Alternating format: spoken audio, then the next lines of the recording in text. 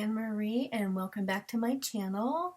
Today we are going to do a walkthrough of my project for the Country Craft Creations July Neighborhood Virtual Retreat.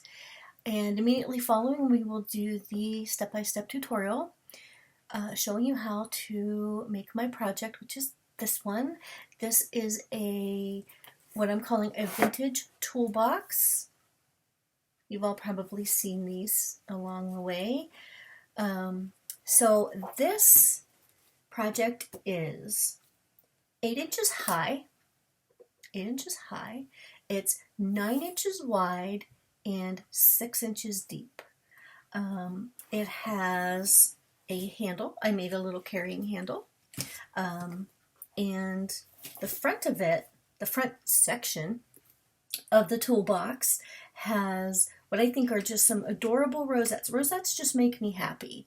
I think, I just love them. So I have two larger size rosette and 2 smaller size rosettes. They are actually attached onto popsicle sticks, and there is some floral foam underneath this grassy stuff you see here. Made it really, really easy to stick the rosettes into. Then I also have some stickers from the sticker collection on popsicle sticks as well. And the very, very front, these are all stickers from the paper collection and just a little blue seam binding bow. Off to the right here, or sorry, the left, you'll see I punched a hole into the lightweight chipboard that I used for the handle. And there are just a couple of tags here from the cut apart tag sheet. Just attach that with a little piece of baker's twine. I'm sure we all probably have that. You can even use a piece of ribbon. And in the back is a small, what I call a small little mini album.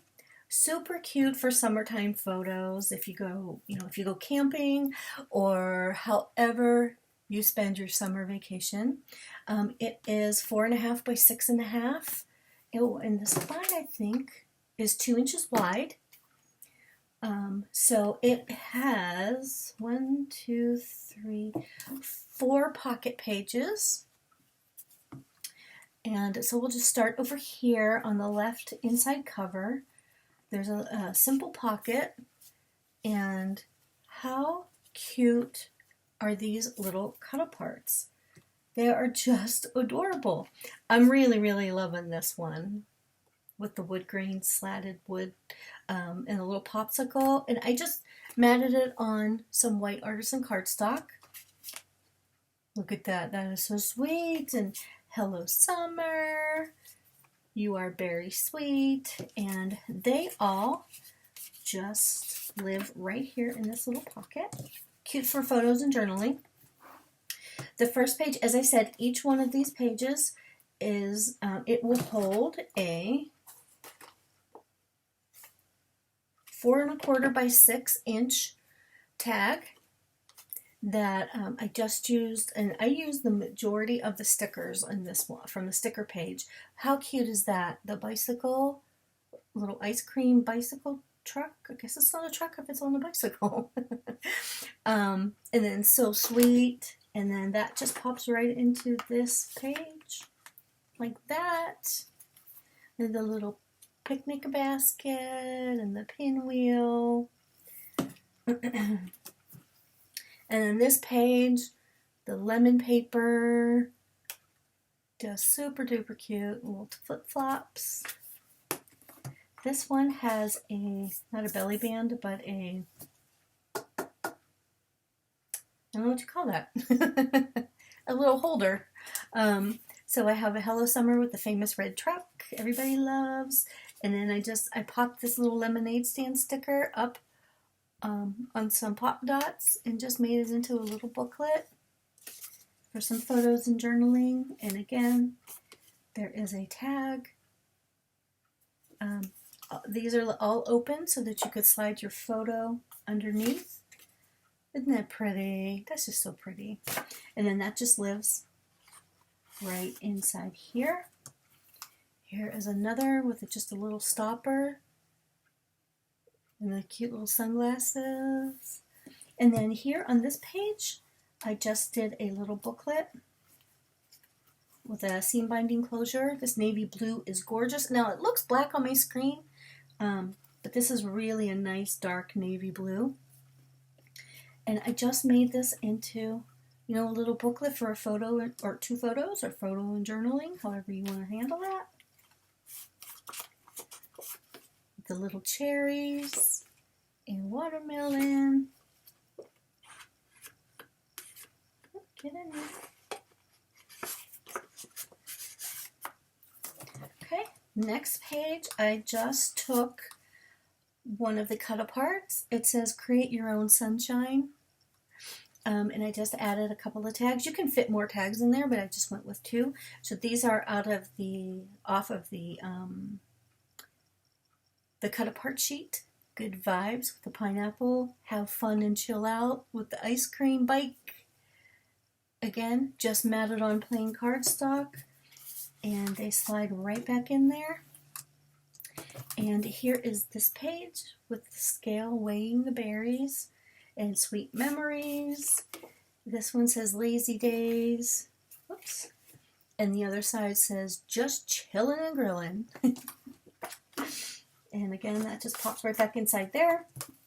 And here is the back of the last page with, I loved this pattern paper with the lemonade stand. There's, where I just saw it, a pinwheel, a pineapple.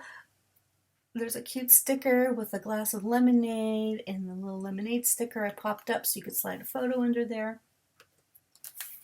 And then on the inside back cover, I just did a small waterfall. It has 5 pages, 5 flaps, waterfall flaps. Let's get ready to have fun. Best summer ever. This has a cute sheet of notebook paper, cute for some journaling. Just chillin' and grillin'. There's the cute little flower vase. And this is this piece of pattern paper. It has all different campers. This is the camper that is on the front cover. How cute is that? And then I just use a seam binding closure. You can do a magnet closure if you'd like, but I don't believe there are magnets in your kit. You should just have all seam binding for my project.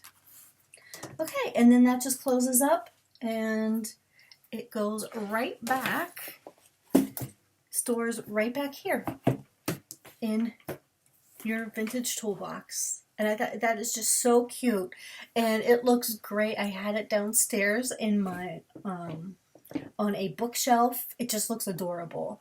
But actually, it's gonna go here in my craft room. It's gonna be on one of the top shelves.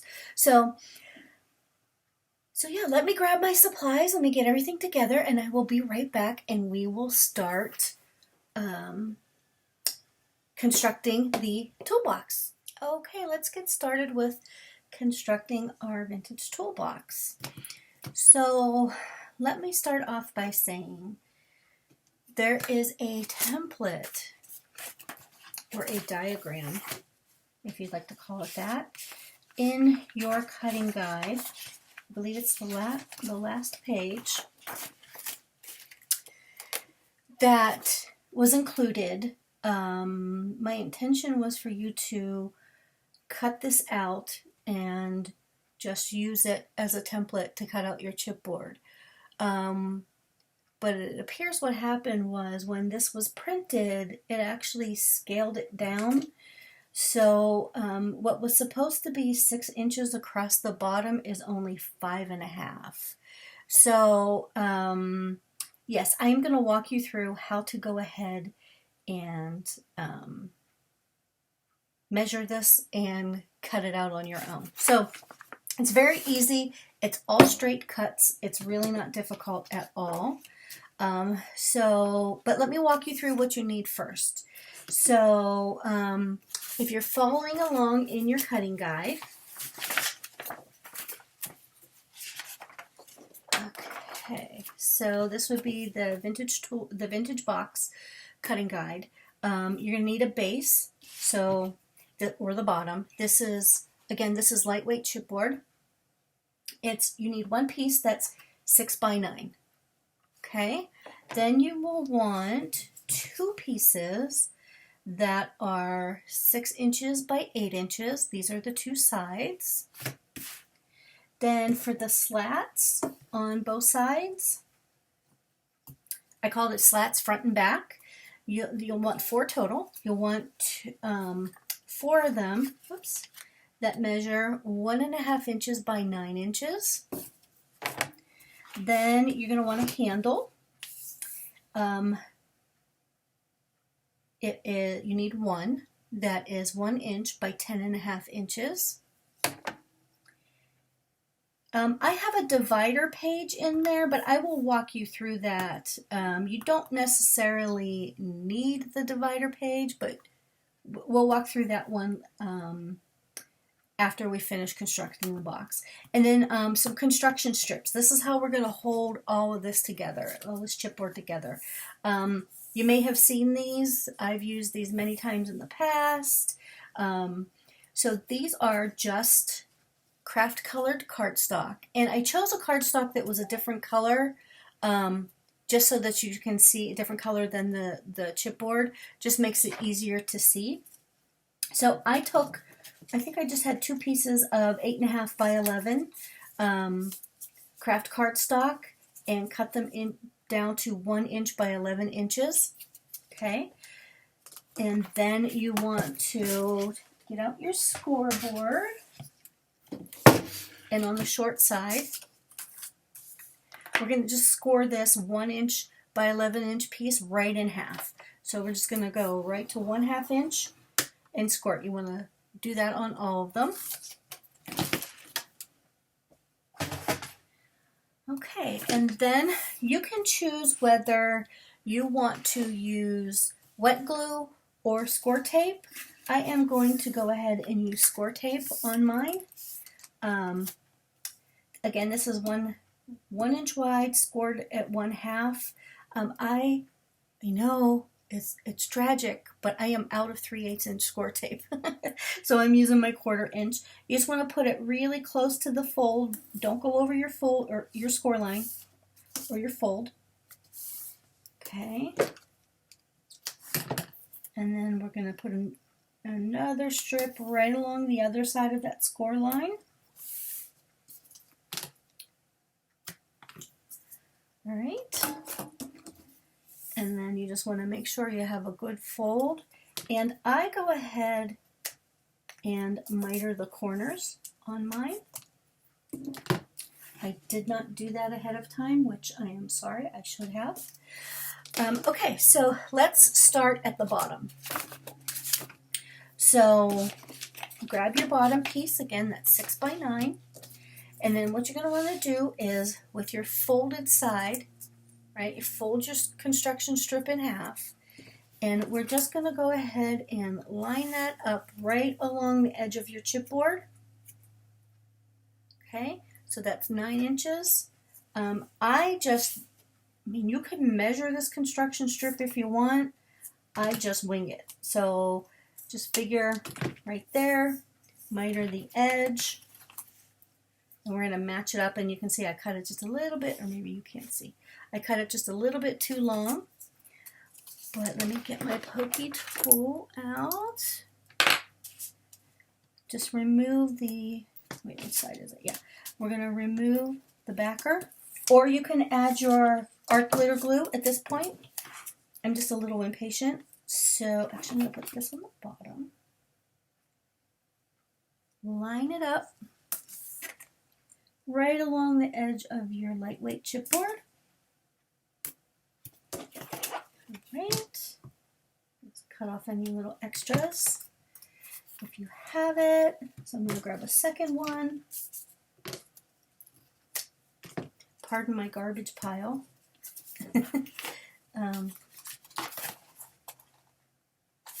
Line that up again. I should have cut 2 of these at the same time, but I just was not that smart.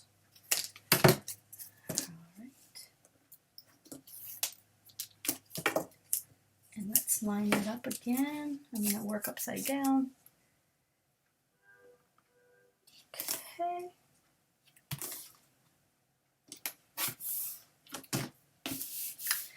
And keep these ones that you're cutting off. Whoops, keep these little ones. You may need them. You can use them to fill in if you run out. Okay, and then we're just going to cut the same for the two shorter ends.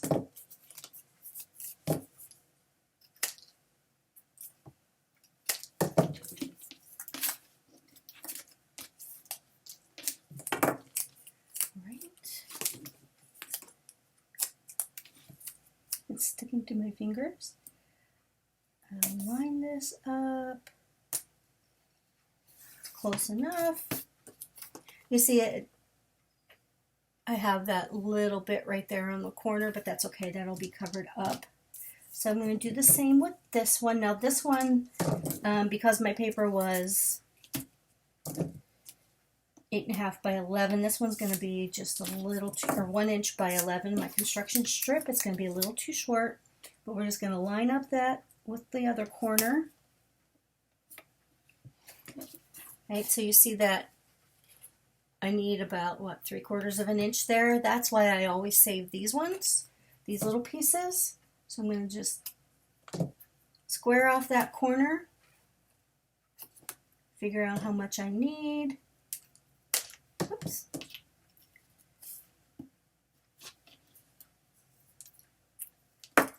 Come back in here, place it right there. Okay. So again, that won't make any difference. So that is how we're going to put the sides and the slats on. All right, so we can go ahead and add, we might as well go ahead and I'll show you.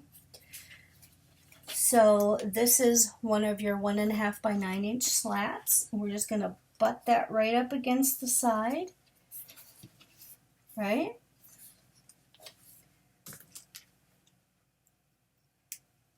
I'm sorry, right up against the side of your bottom piece. Okay. Do that as straight, line that up as best you can. You want to line up your edges, remove the backing from your construction strip. The paper backing on the score tape on your construction strip. And then make sure it's all lined up and then just fold that over. And as you can see, that starts to form. That's the bottom slat of your box. Okay. Let's do that again on the other side.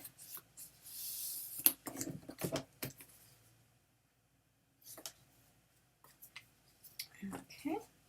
At this point, you can actually add your wet glue here if you're going to use wet glue.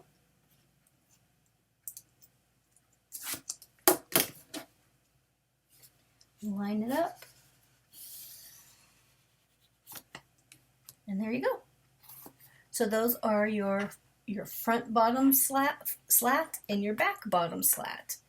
Okay, and then excuse me, your sides are going to come up like this, just like building a box, right? And we've done many Country Craft Creation boxes. So, but let's go ahead and add, using some of these shorty ones we have left.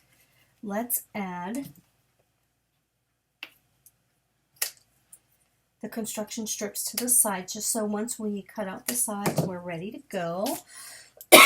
Sorry, of course, I don't have a tickle until I get on the camera. Till I start the camera. All right, so I'm going to line that up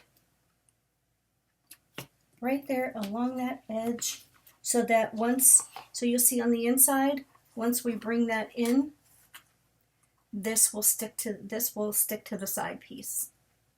Okay? Let's do that again over here. Oh, this one is just a little bit too short. So let's grab another one.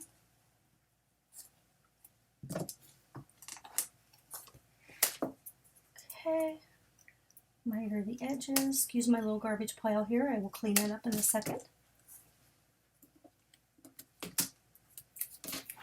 Alright, so I'm going to bring that line up corner to corner, edge to edge. So again, we have that. Excuse me. All right, let's do that 2 more times. Okay. And go ahead and cut a second one.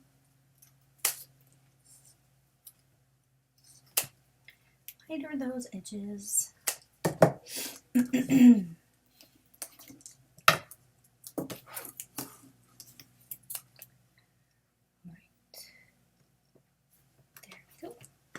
This one has just the tiniest little bit, actually it'll be fine right there. Don't want anything to get in the way when you're folding up, you know, the edges of your box. You want to make sure that you get a good stick. So that's why we miter the corners here, so it's not really chunky and it doesn't like throw off the base. So that is our base finished for now. Let's set that aside and let's move on to our sides. Okay, so we are going to go ahead and make the sides. So let me move my mouse just so I don't stop the recording. So we are going to need 2 pieces of your lightweight chipboard that are 6 inches wide by 8 inches tall. Okay, and at this point I grab my scoreboard. All right, so what we're going to want to do, so my intent was for you to have this template, and it is actually in your cutting guide. It is on the last page of my section. Looks like this, okay? But unfortunately, when this got printed, the printer actually shrunk down the dimensions, so it's only 5.5 inches wide instead of the 6.5 inches that was originally intended, or the 6 inches that was originally intended. So as you can see, this is my original template, and it fit perfectly. So I do apologize for that, but the good news with that is it is very easy to, you can see these are just 3 straight cuts. Super, well, 4 if you count that one, but it's super simple. So let's start off with, take your, now you can measure it in your scoreboard because your scoreboard has, you know, 1/2 inch measurements here.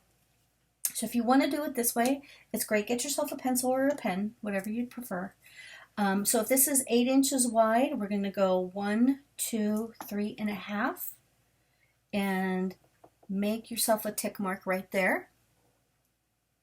Okay, and then you can come over here. Actually, let's do it with a ruler, so you may not have a grid like this.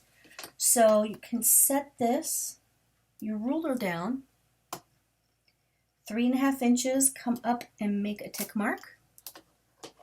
Let's do the same thing over here. Let's come down 3.5 inches, make a tick mark. Okay. And then I find this the easiest. So this is 6 inches here. And this actually says 2.5 inches, but it's actually 2 inches in between, excuse me, this tick mark and this tick mark. So you put this in your scoreboard, put a mark or a tick or a dot or a line or whatever at 2 inches and another at 4 inches. So basically what we just did there is we created 3 little sections with 2 inches per section. Okay, then we get to play connect the dots. So you can take your ruler, and I always mess this up because anyway, and then just draw a line and connect your dots. And how the heck, oh, my lead broke. Okay. And draw that in. Right? So there you have that first one. And go back to the other side. Does that look right? Yeah, it looked funny to me for a second. And then we're going to go ahead and connect the dots here. And then draw yourself a line. And that is really that simple. Okay. One additional thing that we might as well do while we're here. So this section is 2 inches wide. What we need to do is create a little pass-through for your handle to pass through. Okay. So what I did was I cut this in half. So if this is 2 inches, I measured over 1 inch. Oopsie. Give myself a little dot right there. Then I came down 1 inch. Give another little dot. Okay. And then, so you can see what I did there. So that's the top. And then I measured down 1 inch. Then what I'm going to do is measure down from that second dot. I'm going to come down like another inch, maybe 1 1/16 inches. Just give myself a little extra room. Okay. And then I'm just going to draw a line between that second and that third dot just as a guide. So you see that? And then what I want to do is, if you have We Are Memory Keepers, what is this, a crocodile? Yeah, or a hole punch, or you might have, oh goodness, you might have this big one. That one works as well. Or, because again, this is a lightweight chipboard, you can poke it with a pokey tool and then just, keep playing around with it and it'll make you a nice size hole. Basically, I just want to put a hole in here so that when we take our handle, it just makes it easier to slide in and out. See how it has that, see how it has that little extra space there, and it's not rubbing up against the chipboard. So you'll see why that's important in a second. Actually, you really don't have to do that, but I just prefer to do it. So I use the 3/16 inch side, and I set it down. This actually you can choose 1/4 inch, 1/2 inch, 3/4 of an inch. I just opened it all the way to 1 inch. And I am just going to, let me see if I can find that hole. Line that up right there. You can't see it on the camera, whoops, because there's paper in there. Nobody can see it. Let me get that out of there. That's the one thing about this tool. They just didn't make the plunger long enough. So let's do that again. We'll line that up. Oh, you can't see it. Can you guys see the little dot I made? Oh, see it right there?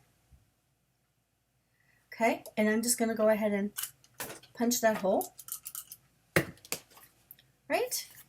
And then what I'm going to do, heaven help us all, I'm using a craft knife. I'm not good with a craft knife. But I actually just put this in that, if you recall, we put a tick mark right there at 1 inch, or in the center of this 2 inch section. I'm going to line that up with my 6 inch mark in my scoreboard. See how the 6 shines through there? It's just as a guide. It made me feel better. Because again, as I mentioned, I am horrible with a craft knife. So I'm just going to go ahead and on that little line we drew, I'm just going to go ahead and come down, cut along that line. Okay, I could feel that poked through. And I'm going to line that back up again, and I'm just going to come over maybe 1/8 of an inch, might not even be 1/8 of an inch. Just far enough so, see, told you I'm horrible with a craft knife. Just far enough so that our chipboard will fit through the slot. So basically all we did, take our scissors. Oh, no, see how I didn't cut all the way through? I just don't understand me. I can use a paper cutter, but not a craft knife. Okay, I just have that little extra. Well, mine's a little fancy keyhole. Right, so that looks like a keyhole. I just need to get that out of there. So again, what will happen is our handle will poke through there nicely. Okay, even when we put the pattern paper on. All right, but what we need to do is, again, if you're good with this craft knife, and we've already established I'm not, but if you're good with the craft knife, go ahead and use your ruler and go ahead and just cut along those lines you drew. I am going to take my paper cutter. We all have some version of this paper cutter, right? So we're going to go ahead and that line that we drew, that when we connected the dots, we're just going to line that line up with the cutting line in our paper cutter. Okay. Oops, and I can already see mine's off just a tad. Okay, and let's give it a slice. So you should have something like that. And let's do the same thing on this side. Oopsie-doo. Okay. All right, so there you have your two sides, and if you're lucky, they line up really well. Okay. So it really is that easy. So let's go ahead, clean up this little bit of mess here. Let's go ahead and, actually I'm going to remove my scoreboard. Need some space. So what we have left is our two slats and our handle. Set those aside. So we're going to pull over our bottom piece. Okay, so choose whichever one you want to be the front and the back. At this point, what I'm going to do is erase these markings. Oops, that's not the right pencil. Is it? Erase the marks that I put on here. Let me grab a better eraser.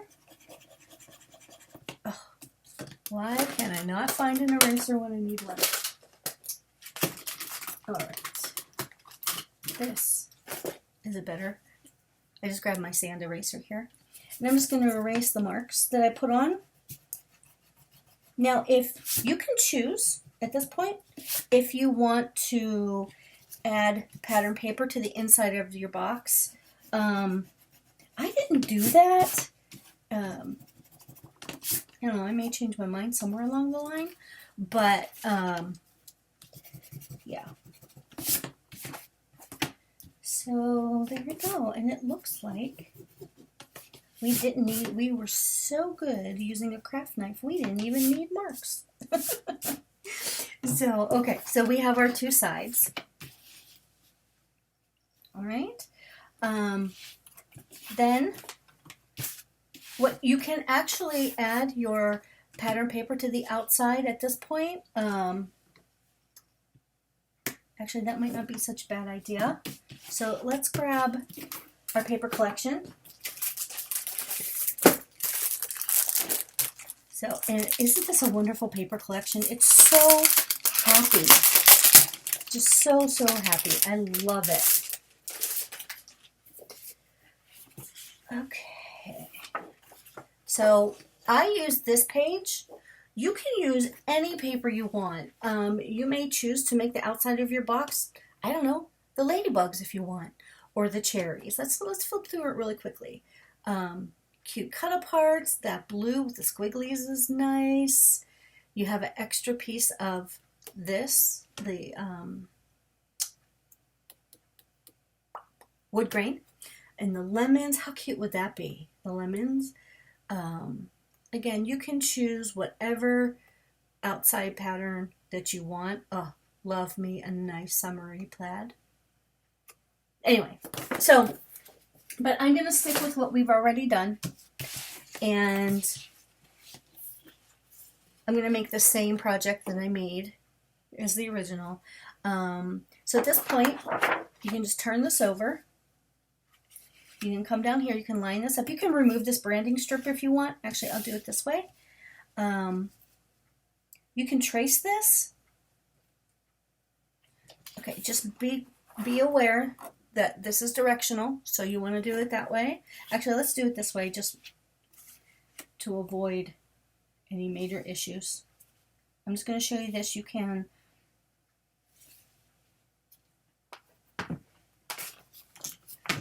do whichever way you like, but I'm just going to go ahead and trace this.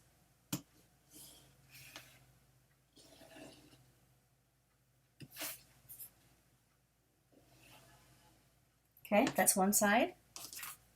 It's hard to see, but I promise you it's there. In the paper, you see the lines? And then we're going to line this one up right next to it, and it's a pretty tight fit.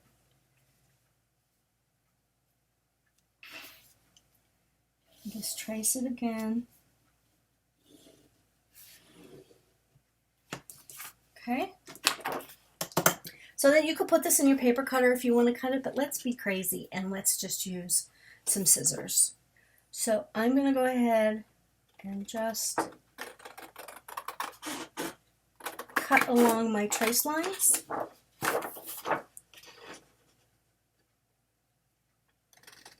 Do the same there.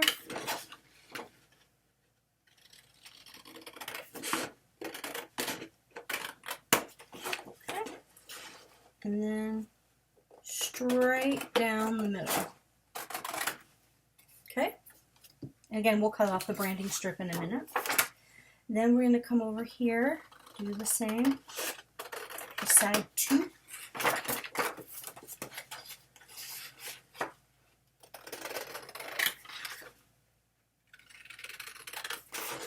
I was actually just thinking, it's funny, I don't typically show the decorating when I do projects, but it's fun.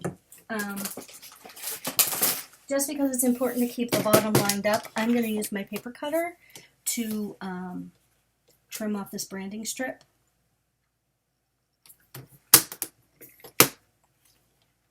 Too much there. I just don't want anything hanging off of the end. Okay. Whoopsie. I tell you, struggle's real, guys. Okay, so there we go.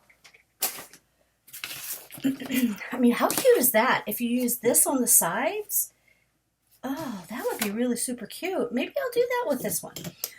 Use this pattern paper on the sides and the slatted paper, the wood grain. Oh, the choices, the choices. No, let's just do what we originally said we were going to do.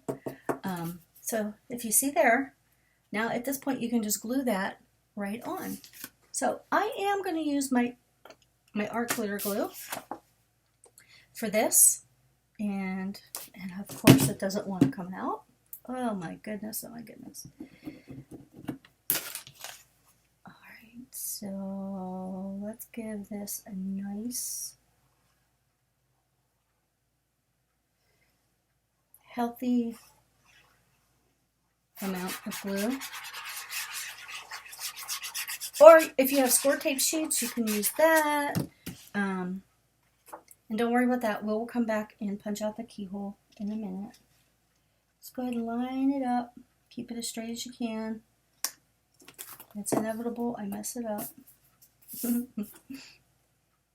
Okay. There you go. And I like to take my bone folder.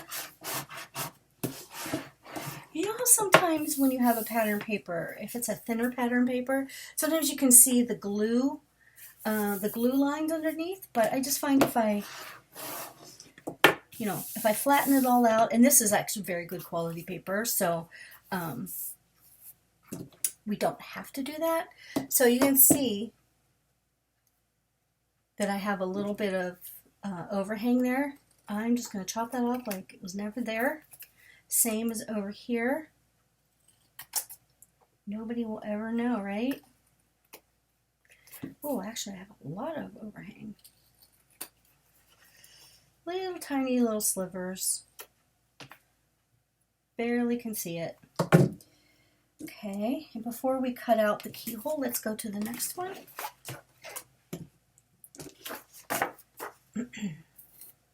Let's just do the same.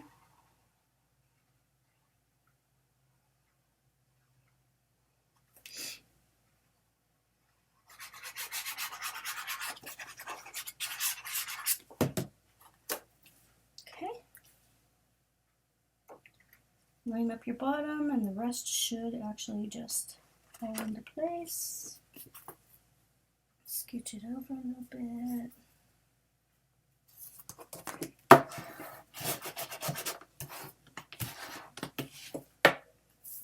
Okay, that one's not too bad. I don't see any overhang, do you? Awesome. Give it a good burnish. All right. Let me close up that glue before I get it everywhere. All right, I'm going to bring my scoreboard back in because I am going to cut out again. So you can come in with your craft knife and just, cut straight through.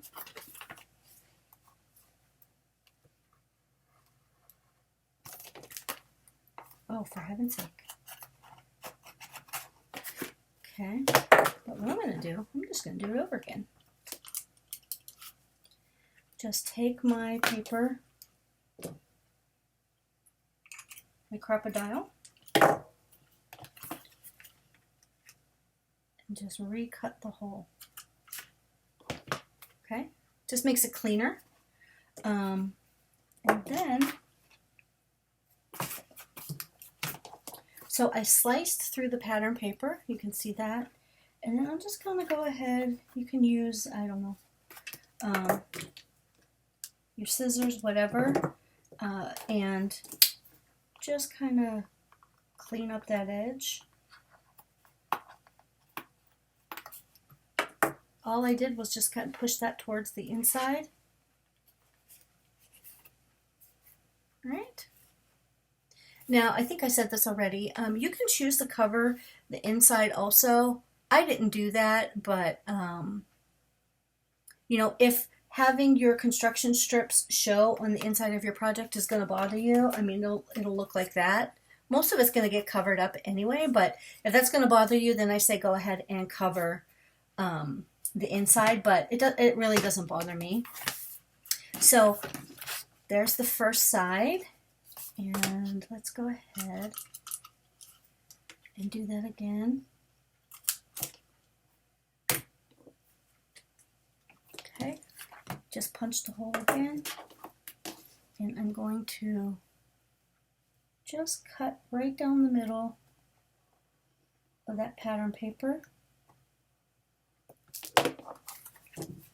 Then I just push through with a pokey tool.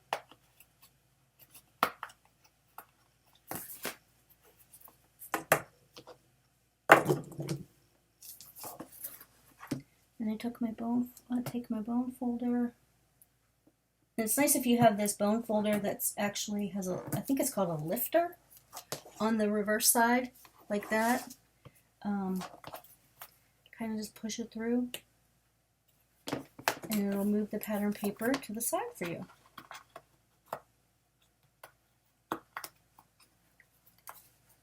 Okay, whoopsie. Or you can just push it through and cut it off. All right, so what I'm going to do, oh nuts, is replace, if you want to ink your edges, you can do that. You have to find my,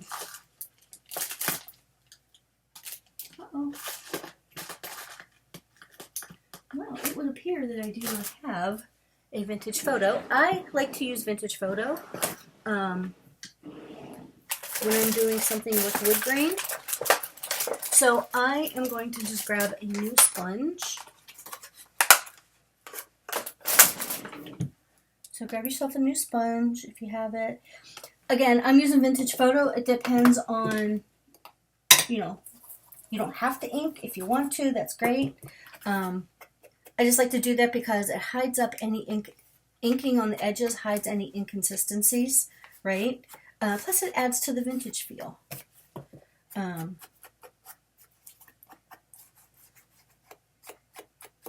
See, I just think it's cute. I mean, it's cute plain, but I think, and even just adding that little bit of Vintage Photo pulls out the more browny orangey colors in the paper too. So I really like that feel. So I'm going to go ahead and ink these pages, or these edges. It doesn't take much. I know you all know how to do this. Super quick, big impact. All right. So let's put this thing away. Okay, so we have our two sides papered. All right, so we might as well, before we put this together, let's go ahead and paper our 1.5 by 9 inch. So we have some left over from when we cut out the sides, right? So I'm thinking 1.5 inches. If we want to make a small little border, you can actually do 1 3/8, or you can do, what is that one? Would that be 7/16? Right? Yeah. No. Anyway, let's do 1 3/8. And then let's do another, no, that wasn't, is that right? Ay, caramba. Yeah, 1 3/8. And then let's cut another one at 1 3/8. I'm kind of flying by the seat of our pants here, guys. And let's cut this down to, because it's 9 inches wide, let's cut it down to 8 7/8. 8 7/8. All right. I'm going to go ahead and ink the edges on here as well. This video is going to be like 4 hours long. But you'll do it much faster, I'm sure. See, just that little bit. Oh, I love that one. Look at the color of that one.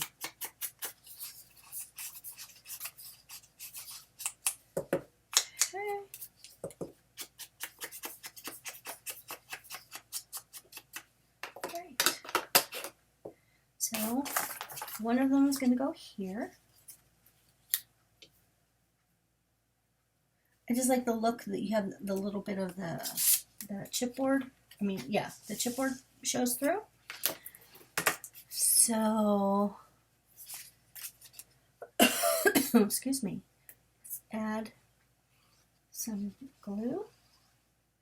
You can use score tape. Because this is just decorative, you could also use, an ATG gun, which I would do, but I am out of the ATG gun tape. All right, line that up and stick it down.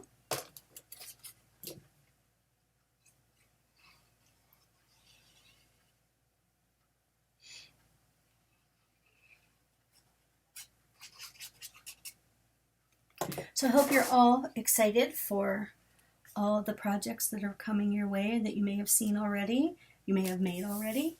I'll tell you that Country Craft Creations, we have some talented designers, don't we? I'm sure you will agree. Okay, so at the same, you can also decide whether to cover the bottom or not. I think I will wait until the end to see what pattern paper I have left if I want to cover the bottom. Okay, but you can, if you know what you want to do already, just have at it.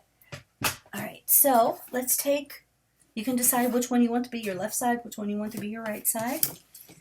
And we are just going to butt this up. Make sure you line it up. You want to line up the bottom with the bottom of your bottom. Oh, that's funny. Okay, and hold that there and remove your, oh, of course I messed it up. Remove your score tape backing, or go ahead and add your adhesive to your construction strip, or your flap if you want to call it that. Let's add that up and line that up again. All right, and let's give that a good burnish. Double check. Make sure that you don't have any, see, I have the, you may not be able to tell on the camera, I have the tiniest little bit of overhang right there that I am going to grab my cutter beads, because they are the best.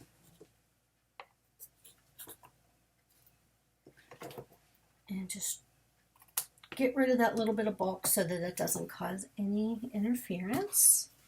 Okay, so let's go ahead to the other side. Speaking of interference, a little bit of overhang right here that would have caused me a headache.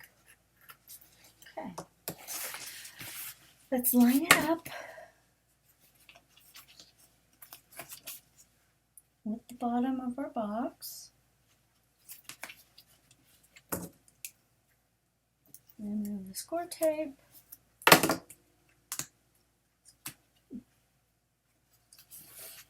And stick it down. So as you can see, it's starting to come together. Okay? But before we connect the sides, we want to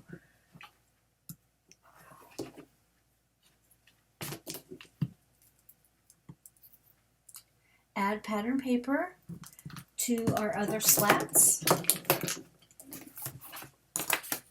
So we have these two, actually we have three. We have the handle, and then we have two of these that are 1.5 by 9. We still have those. So we're going to want to cut down a couple more pieces of the pattern paper. So, oh goodness.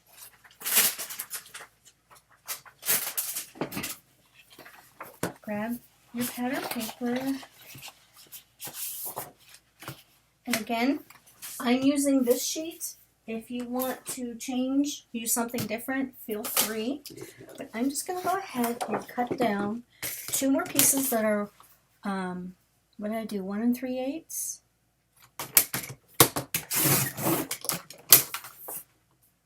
And I originally thought that I would have all this cut ahead of time, but I think it's fun to actually work at the same time with a designer.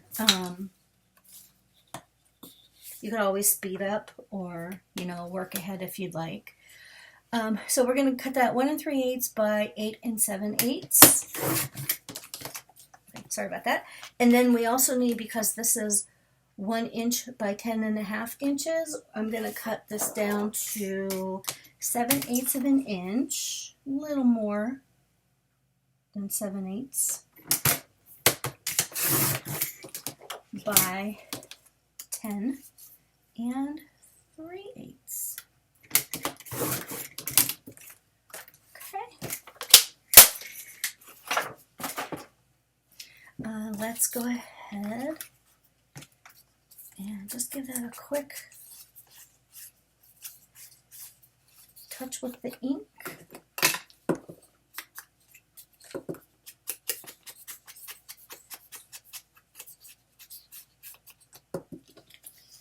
Do the same on these two. Okay, so as I was mentioning earlier, I hope you guys are excited to make all the projects, as excited as I am. Holy cow, they are absolutely gorgeous. And so in the comments, leave me a comment. Let me know which ones have you made already. Will you make them more than once? Oh, I love to see what people make. It's so fun. It's so fun to see. Okay, So here we have our 1.5 by, 1.5 by 9. Let's add some glue. Add some glue to these slats. Come on, glue, wake up. Oh, art glitter glue. I love it, but it's the bane of my existence. I'm sure you all can relate. Okay. All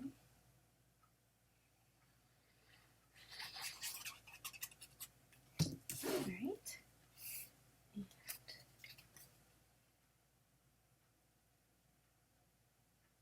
And there we go. Just kind of centering that. Let's give it a good burnish. Okay. That's just so pretty. I just love wood grain. All right, so then let's get this one.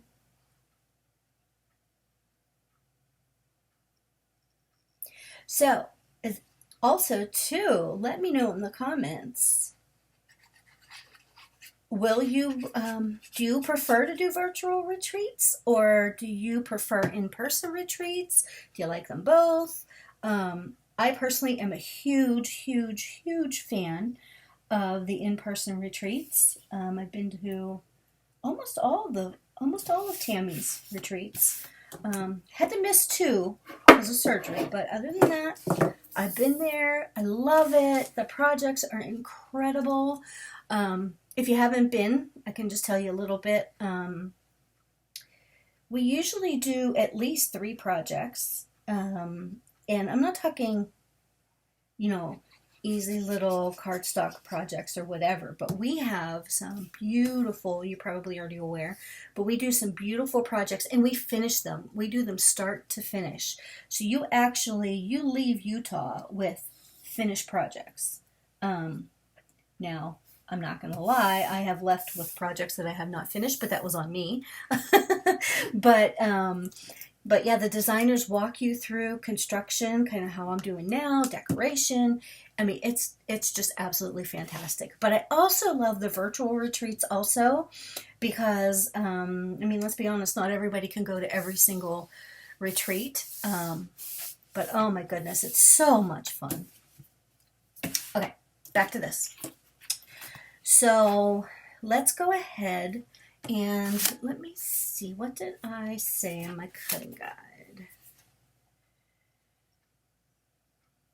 I believe we put these slats, I think I went up 1/2 of an inch. Whoopsie. Yep. You can make the slats wider if you want, but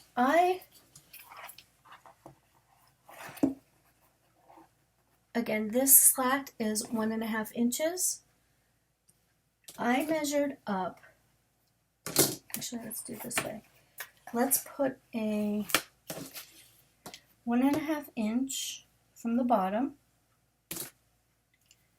That's where our first slat comes, or that's how high our first slat is. Our second slat, we're going to measure up another 1/2 of an inch. Okay, and we'll do the same over here. Come up 1.5 inches, and then put a tick mark at 2 inches. And we'll do the same over here. And basically, we're just giving ourselves a guide for where we want to put our second slat. So let's do the same over here. 1.5 inches and 2 inches. And you'll see why I did that in a second. All right, so let's go back to our construction strips. So we have to attach these ones somehow, right? So we're going to grab another construction strip. Let's go ahead and miter the corner. Basically,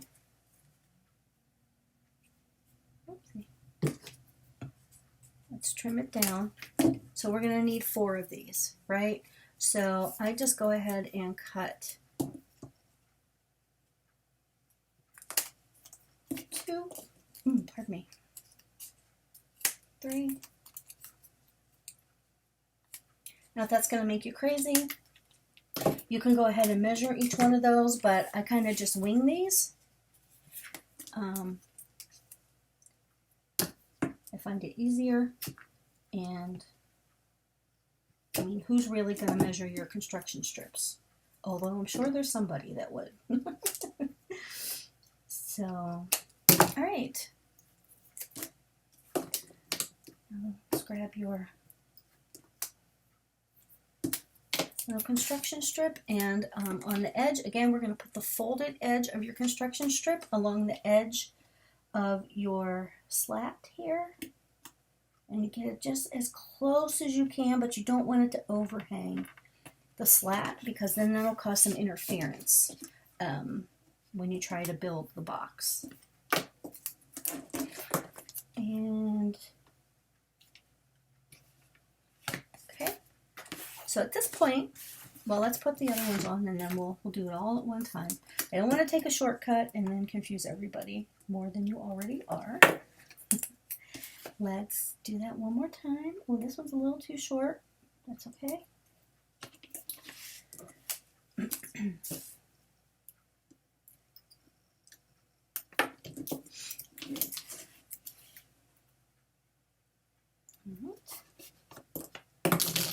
All right.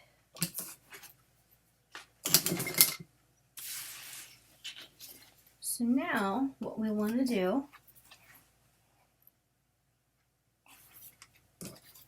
is take your construction strip or your slat. Actually, you know what? I'm sorry, but I think the easiest way is going to be to just build it first and then add the slat. All right, so let's take, well,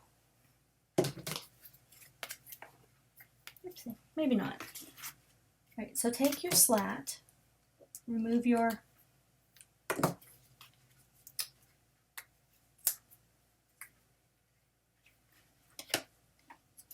adhesive backing. And remember that second, so here was your 1.5 inch mark, right, to allow for the height of this slat. And then we went up 1/2 inch and we put another tick mark. You can line up the edge of your second slat. Oops, it's stuck to my finger. The edge of your second slat, and again, if you recall, this has a slant right here, so you want the edge of your second slat to be on that 1/2 inch, but you don't want it to exceed where it starts to slant. So the corner, I guess you can call it. So just kind of eyeball it. And then just go ahead and stick that down, right? And you want the pattern paper, you want this blank chipboard side up, okay? And let's do the same thing with this one.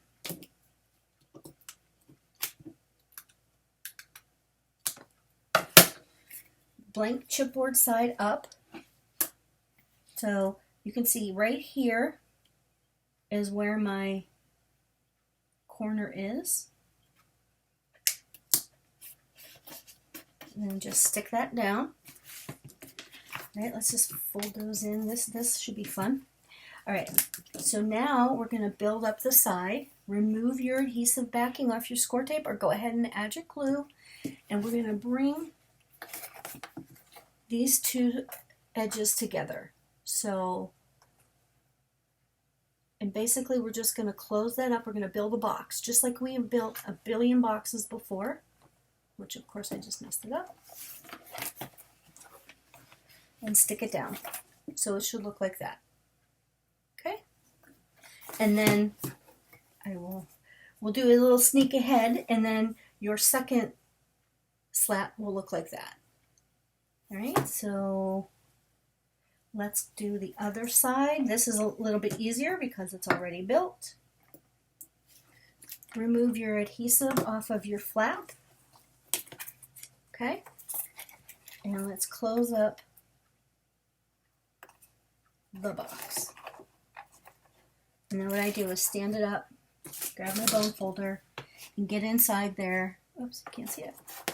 Just get inside there and give them a good burnish.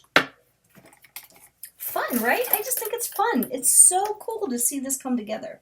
You know, I don't know. I feel it is. Okay, let's go ahead and remove, let's do the bottom one first. And let's bring this side up. Match it up. Then we will do the top one. Okay, and again, making sure that the top edge of this slat doesn't exceed or doesn't go beyond. Basically, you want to make it as straight as you can. Mine actually appears to be a little bit crooked. What's happening here? What is happening?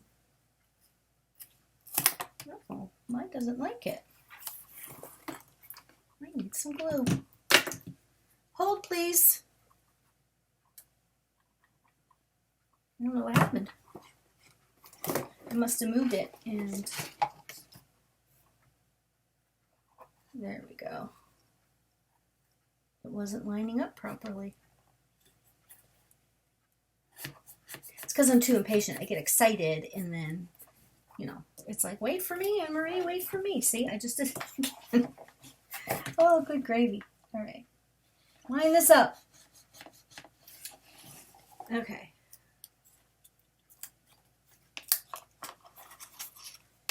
Let's bring this one. I know it's hard for you to see it.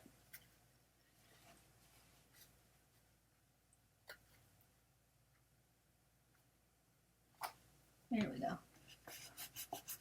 Okay. And then I am burnishing inside there. So you can see it. Okay. And then let's do the bottom of this side. And it gets a little awkward because now it wants to go where it wants to go, but you have to tell it where to go. Okay. And then just put that into place. And then let's grab the next slat. Again, I'm going to line up the top edge of this with this little corner right here, right before the slant. Do it as straight as you can, and ta-da! Alright, so far you have something that looks like this. There's your two sides. Right? Isn't that fun? Okay, and then well, this one over here just wants to be a jerk. For some reason it does not like this edge. Let's do it again. I'm going to pull that apart, add some glue. Okay,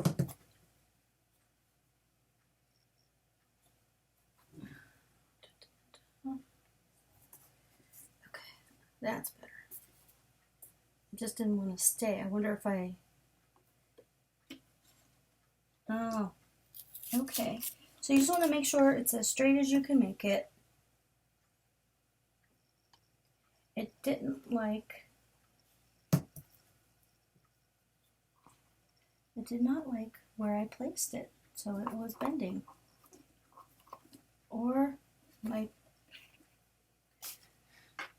Okay, we'll just have to live with that. Alright, so see how it wants to bow right there? We'll figure that out. Alright, so there you go. That's the front. And now you can take your handle. Oh, one other thing. I would go ahead and add another strip of pattern paper to this side. And then we're just going to, remember that hole we made? We're just going to slide that right through there. Come straight through. And then you can kind of just eyeball.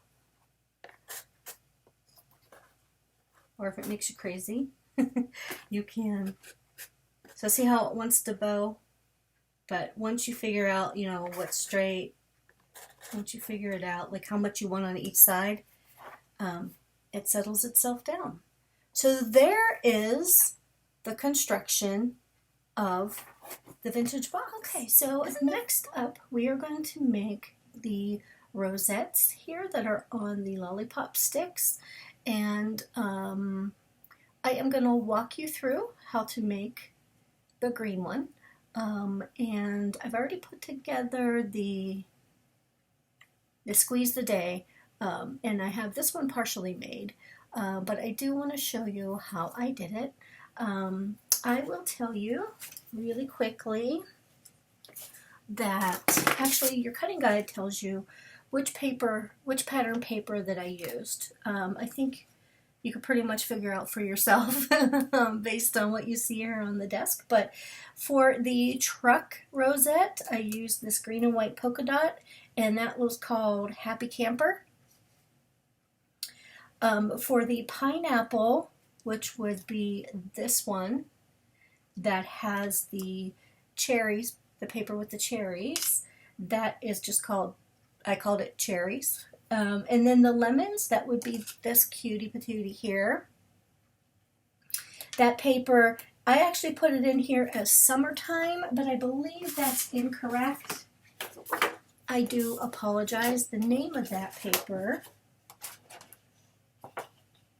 wait a minute. Oh, summer floral. I'm sorry. The squeeze the day is actually summer floral, not summertime. So sorry about that. I was close. Okay, so and in your retreat box, you should have gotten some, I call these lollipop sticks.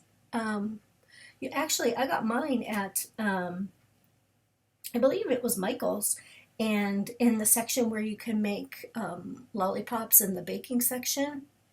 Super easy to find. There was all different sizes.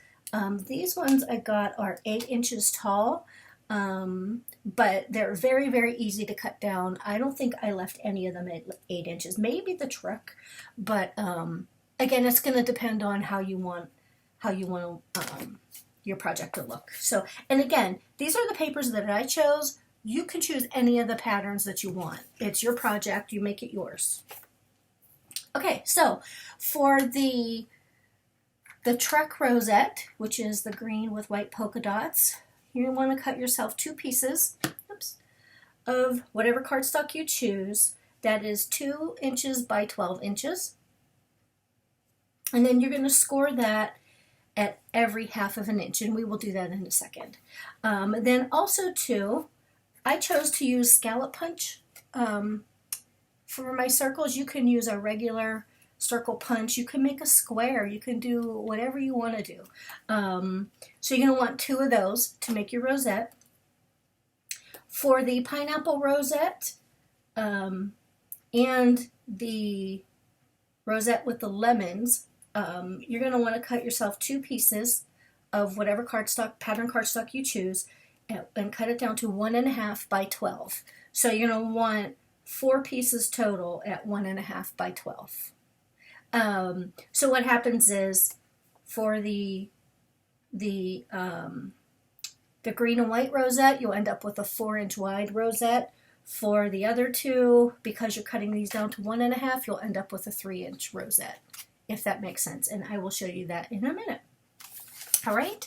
So, and just so you know, I use this 2-inch, is that upside down? Yep, sorry. I use this 2-inch rosette, and this is EK Success.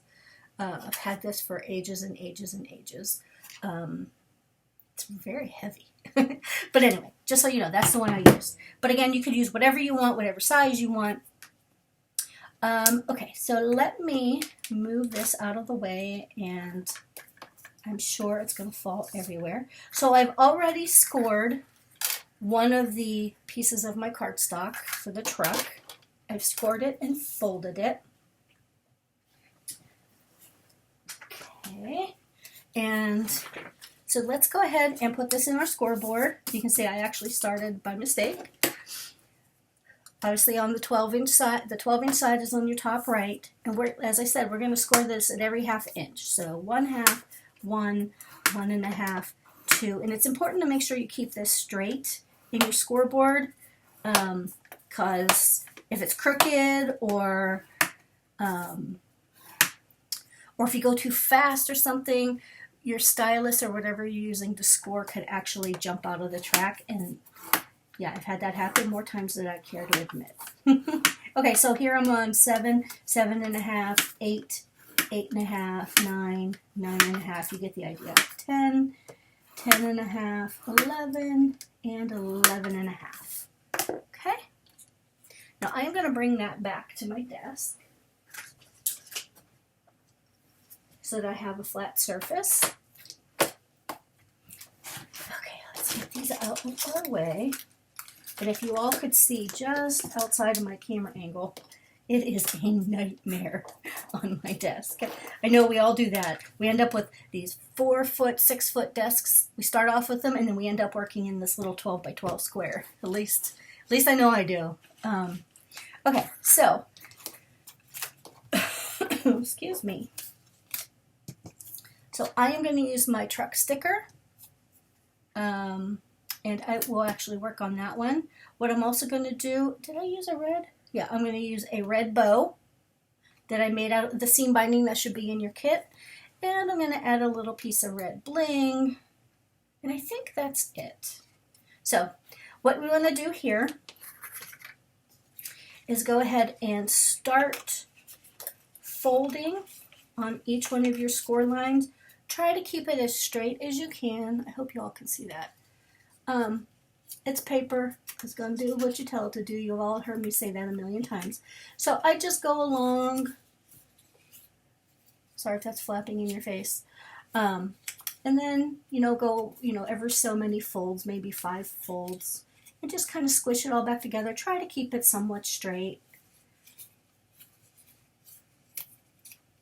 Okay, and at the end, you end up with that.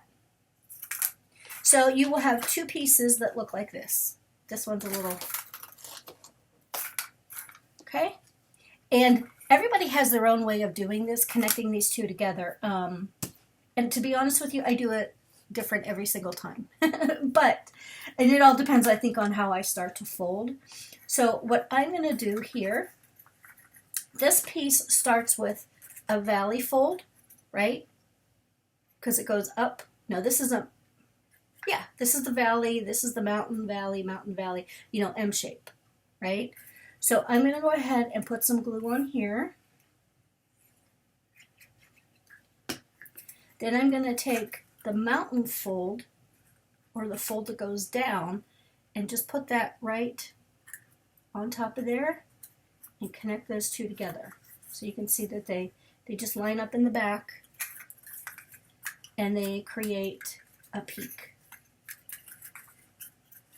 Just make sure you give it enough time for your glue to adhere. You could use score tape here, but see? And now we're all together, we're one piece. Then we're going to turn it over. And we're going to do the same thing. Put some more glue on this valley piece. We're going to bring the mountain piece. So you all see that? Here's the valley, here's the mountain. And we're just going to close those together. Try to keep it all lined up. And there you go. So you should have something that looks like that. And wipe my fingers off.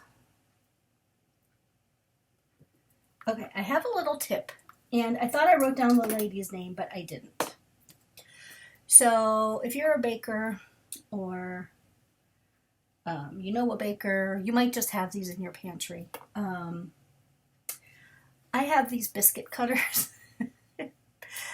People are going to laugh, but let me tell you. A friend of mine just had, these are Pampered Chef. She just had a Pampered Chef party, and I bought a brand new set of these. Not for my kitchen. I'll use the one that's all old and beaten up in my kitchen. But this I think is the 4-inch one. Yeah. This one is very helpful think it's this one. When you want to make a rosette, I don't know if it's going to fit. No, it doesn't fit. I mean, it's very helpful.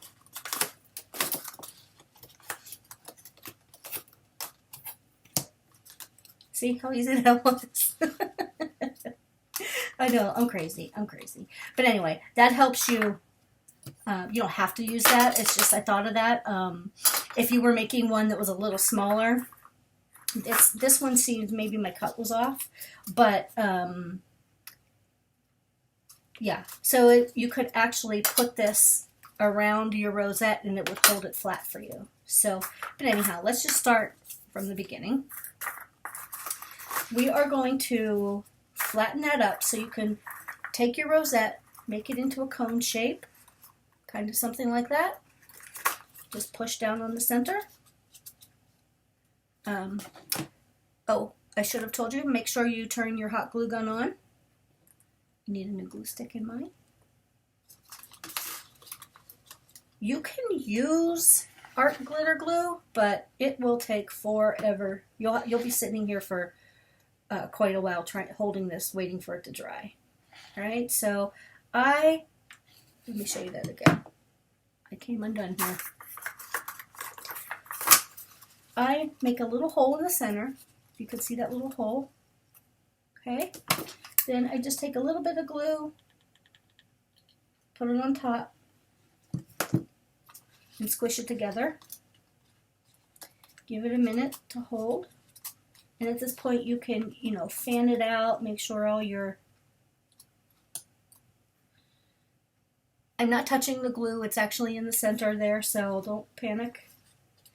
All right, so then next I have my cute little scallop. Then what I do is I just come around, hope you can see through by my hand. Just put some glue in a circle. Center this the best way you can. Ow, it's hot, be very careful. Then I just take a bottle on my desk, set it on there, and then just kind of make sure everything's squished together. This just happens to be a bottle of gesso. It's nice and heavy, and it will hold your rosette for a couple of seconds. So let it hold there. Okay. Then just take it, turn it over. We're going to kind of basically do the same thing.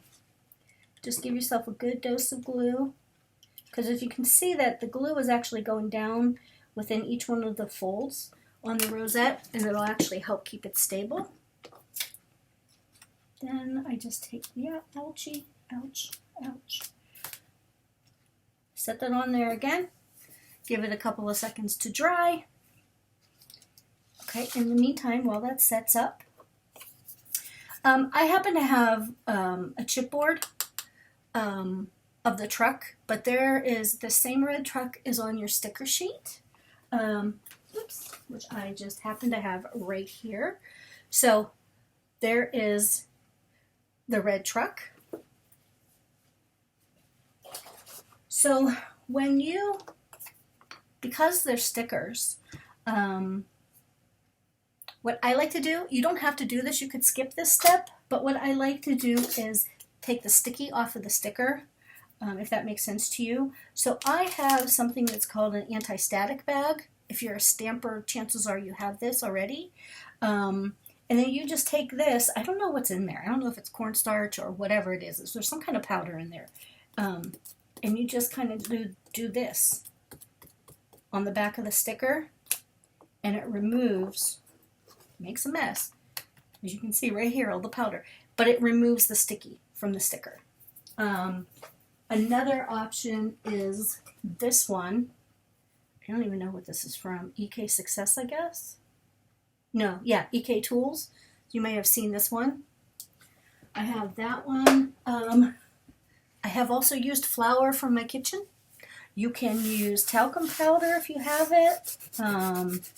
You can use cornstarch. You don't have to buy anything fancy. Most people would have some sort of flour or cornstarch in their kitchen. So, all right, so this is set up now. How cute. Now I am off a little bit. I'm off center, but that's okay because I'm going to put this big truck on here.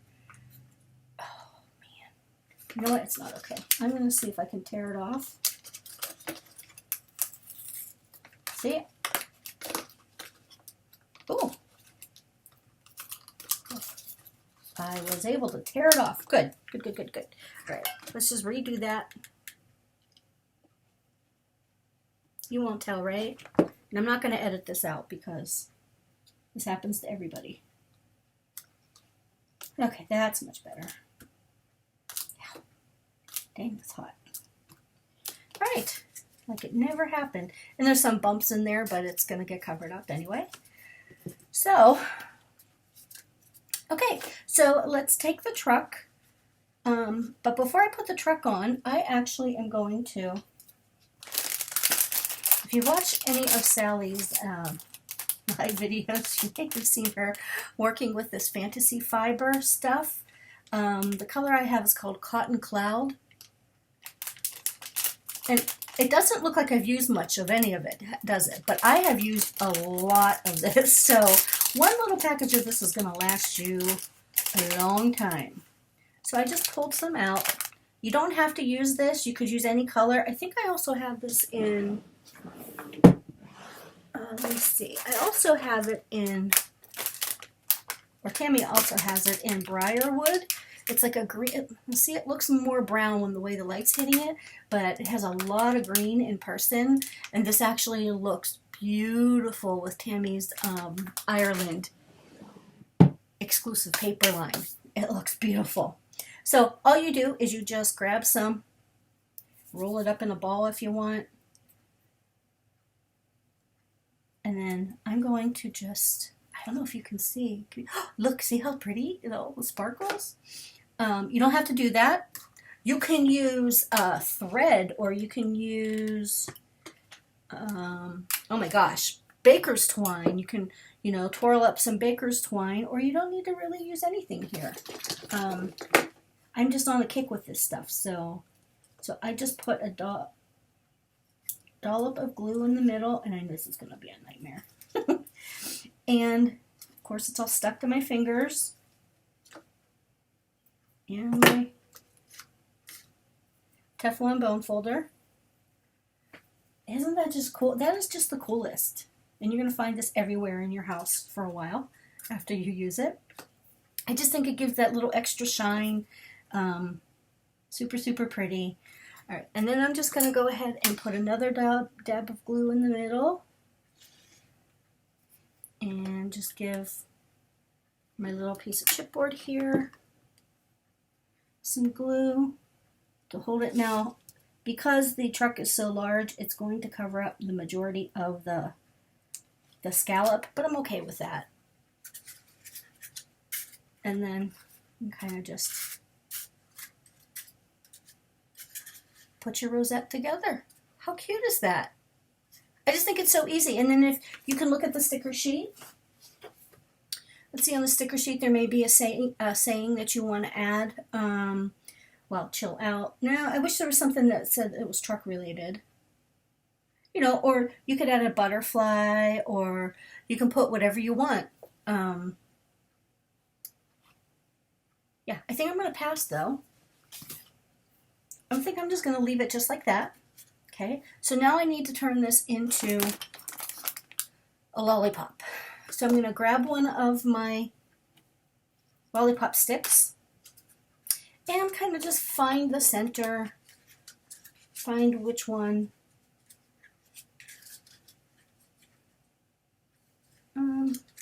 Maybe that one. You know, obviously you don't want to put it over here because your truck will be all funky, but let's see. Okay, I'm going to go with this one. I'm going to take some glue. You can use art glitter glue, but I'm going to just put some hot glue down right along inside that track there. and just lay my popsicle stick, push it all the way up as far as it can go. And let that cool. So I hope you could see that. How cute is that? And then I will trim this at some point. Or maybe not. I kind of like it wild and crazy. It's kind of like my hair. And these are just fun. They're super, super fun to make. Okay, let's leave that there for a minute. Cool off. And then you can decide if you want to put a bow. I think I'm going to. I did a red bow with a clear piece of bling, but I think I'm going to change it up. I'm going to go with a white bow. Which side do we like better? Put that way. Put a little dollop of glue on the back of your bow.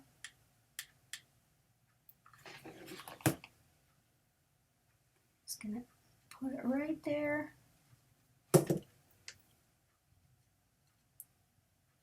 Give it a second to set up.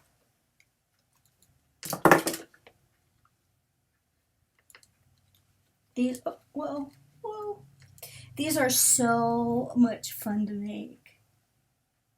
There we go. Okay, and then I have this little red bling right here. I had all ready to go.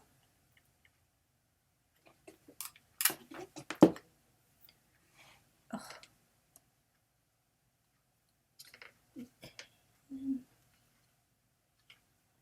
Go. Push it in there. Oh, for grandma's sake. Come on. There.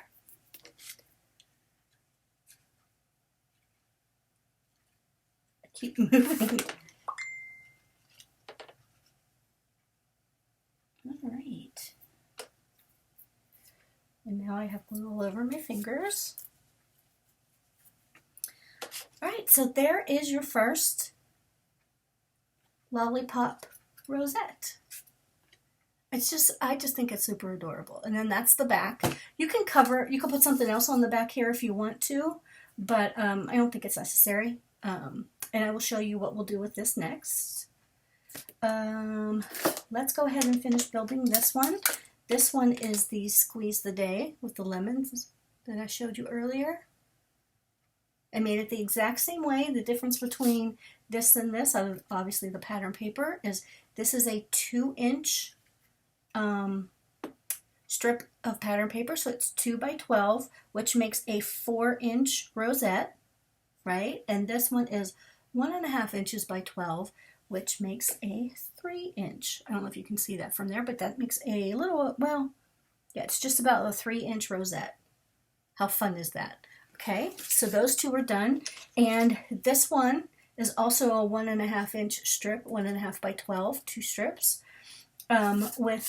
I put I had a piece of red cardstock in my stash. You don't have to. You can put whatever color you want. You can put another piece of pattern paper. How cute would that be with the cherries and this red and white gingham as the scallop punch? That would be super cute too, or vice versa. So we have this one, the red cherries. I did red on the front, white on the back. And I glued in this stick. You can see there, it's just glued. Oops. I pushed it straight up there and put some glue in the little groove. All right, so for this one, I did Good Vibes. Let me show you that one. Whoops. That's this one right here.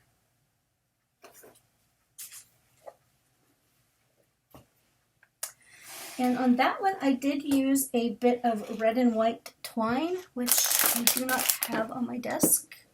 Let me grab that.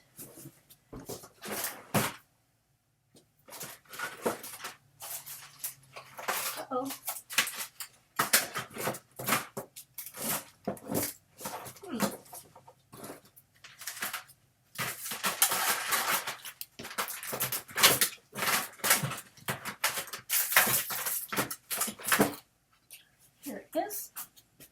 Sorry about that, guys. So thankfully my desk is right there.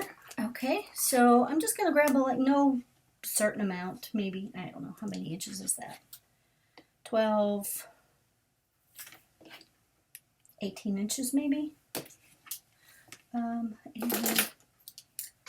trim that. You can completely skip this step, you don't have to do this, but I just thought it was fun. And then I just take it and roll, you know, twirl it around my fingers, loop it around my fingers. And then you can kind of just lay it in here like this.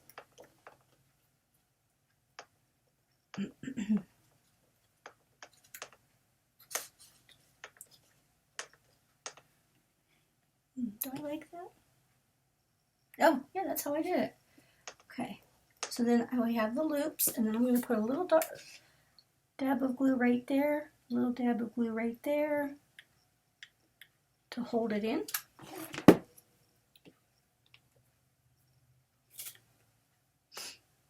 Put that right there, put that right there.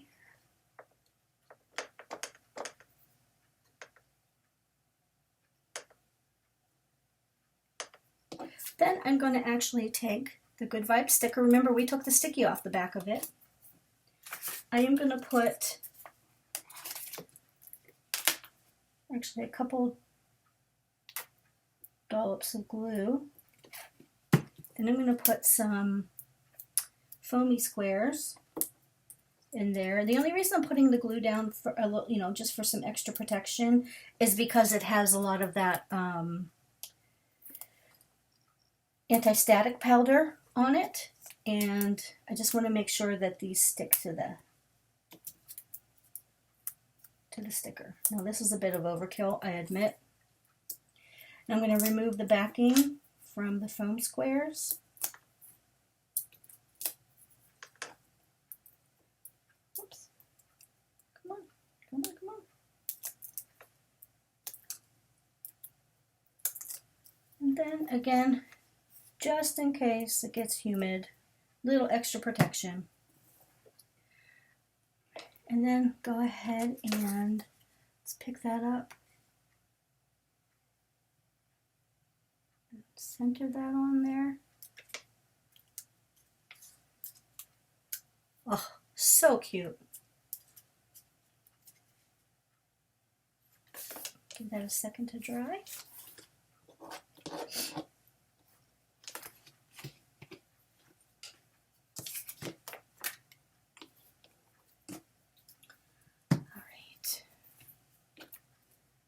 Okay, next.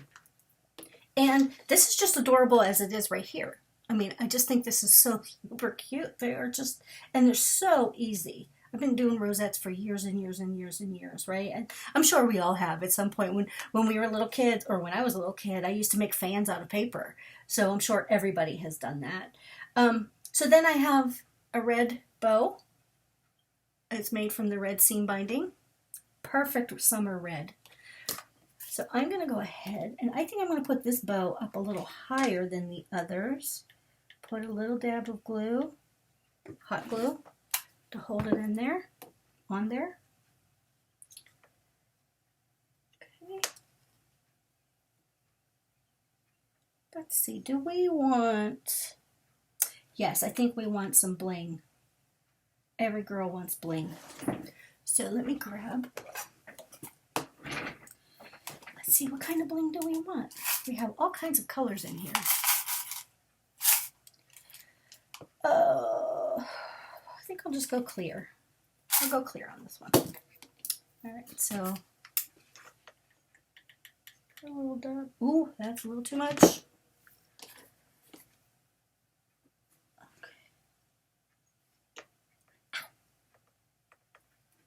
Okay. Absolutely adorable. And again, I'm going to keep the length, the full 8 inches, just until I decide, you know, what I'm going to do, how I'm going to place them. All right, so we have that one. We have the truck, and we have the squeeze the day with the lemons. And we have this fiber stuff everywhere. All right, so I also have in my little box, my little box of tricks, I also have, oh, I forgot about the ice cream cone. I put on a stick. I put this cute little banner on a stick. And I have the summer memories, and I also have sunshine over here. Everything's on a stick. You don't have to do this many. You could do as many as you want. I think you have quite a few sticks in your retreat box. So I am showing you here. What I did was take the summer memories.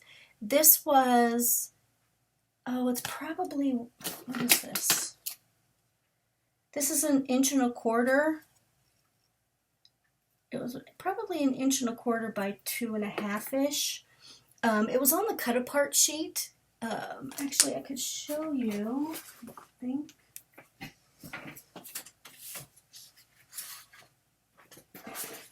It was on this cut apart sheet, and there is a strip of these.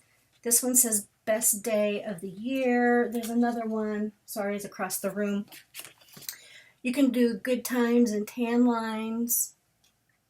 Then there's sunshine in my soul, and then summer days.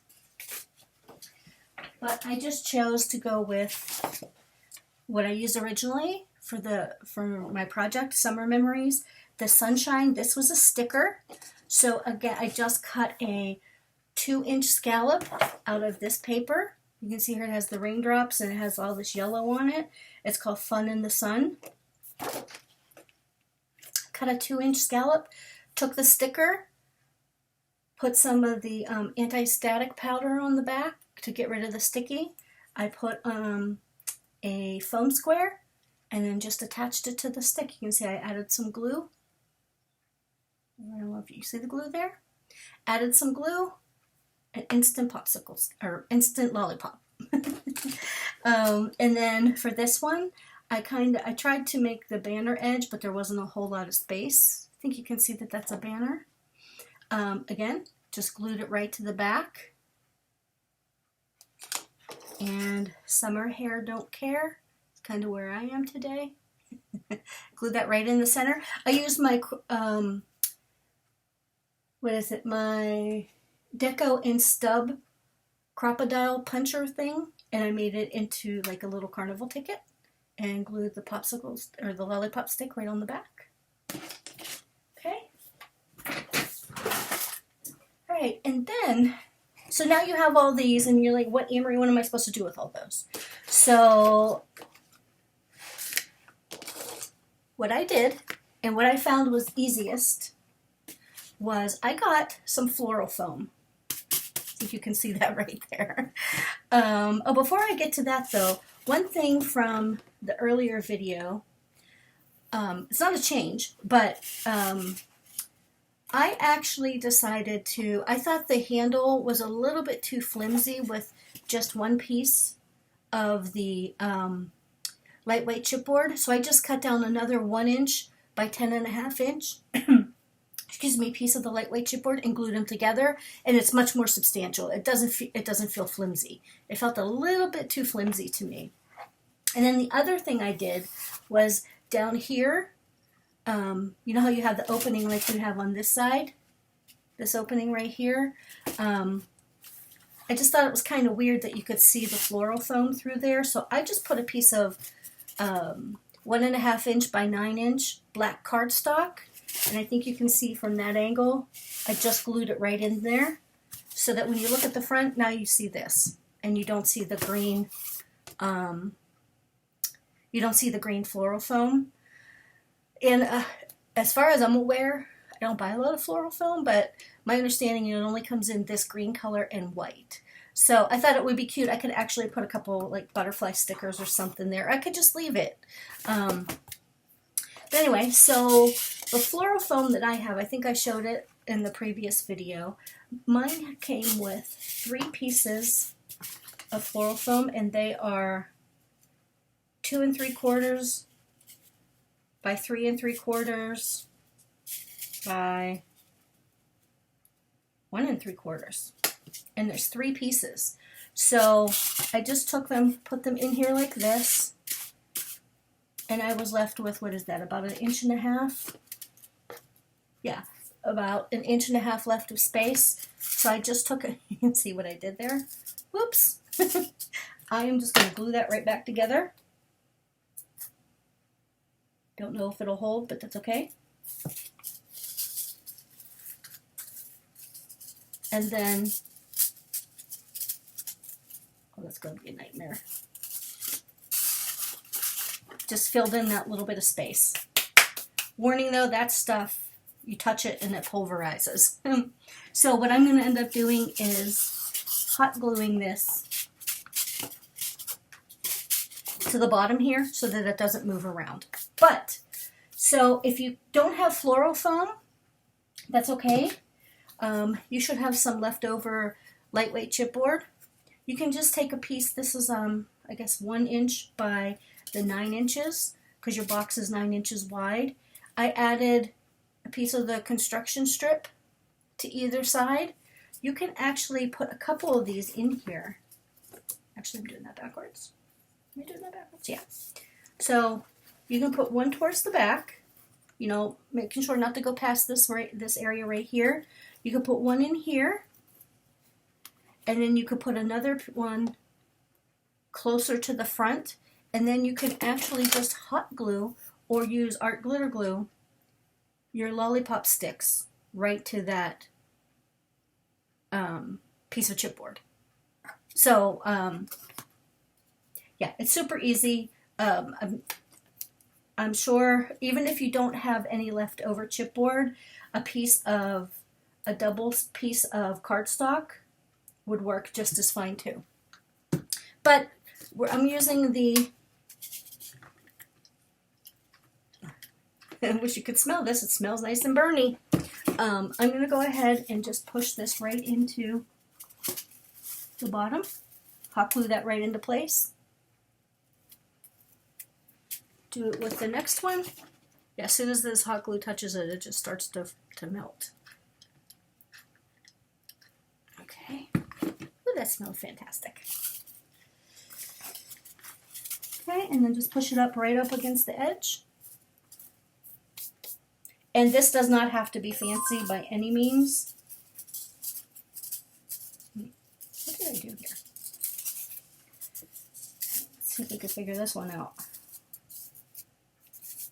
You're gonna go. Sorry you can't see me, I'm just putting hot glue on. Slide this in.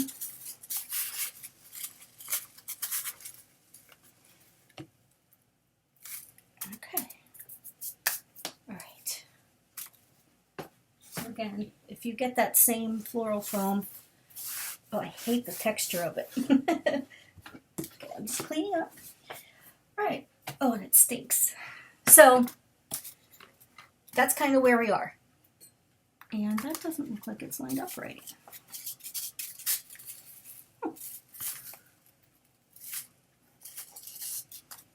Okay. 1 minute, please. Hold, please.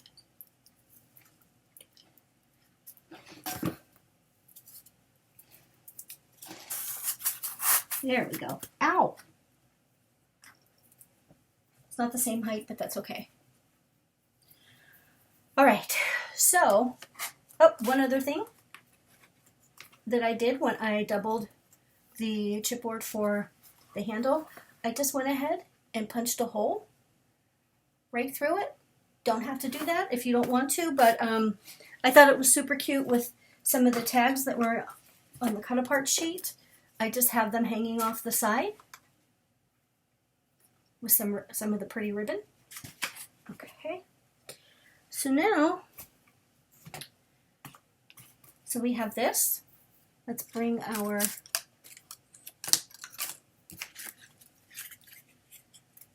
this one. This is the truck. So I'm going to have to place this and then tilt it so that you could see it. So I'm trying to kind of center it. Okay, so there's that. No, I think that's a little too high. So I am just going to go ahead and take this out. And I just used my Tim Holtz scissors on these. And I'm going to take about an inch off. Oop. Whoops. That flew all the way across my desk, hit the wall, and now it's under my desk. Okay, that's much better. I think that's good. That's a good height. Okay, so see that's in the center. Then I took, where's my other one? Then I have Squeeze the Day. I'm gonna kind of,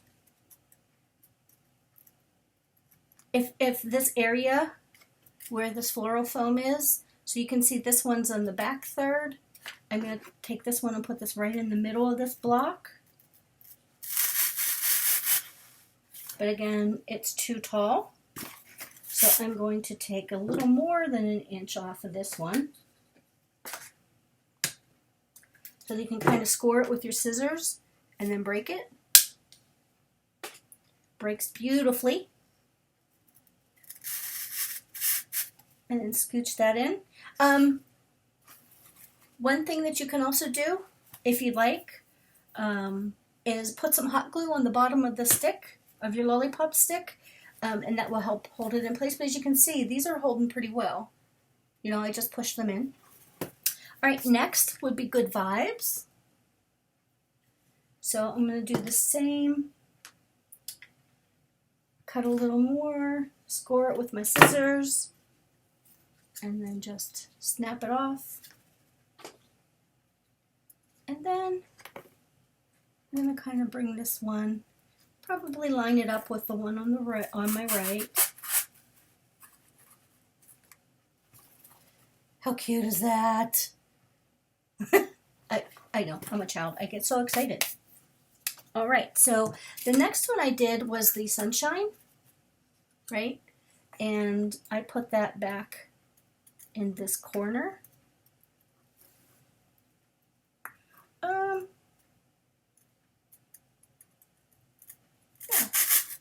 that looks like a good spot. And there's that.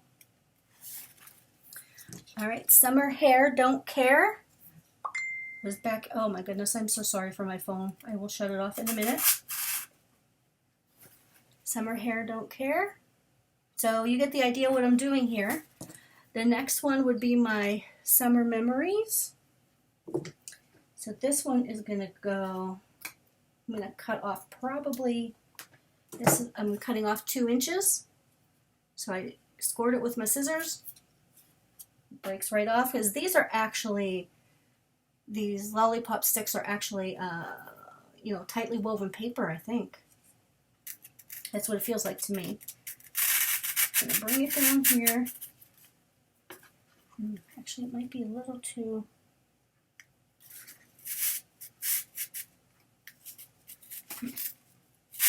I'll take just a little piece off.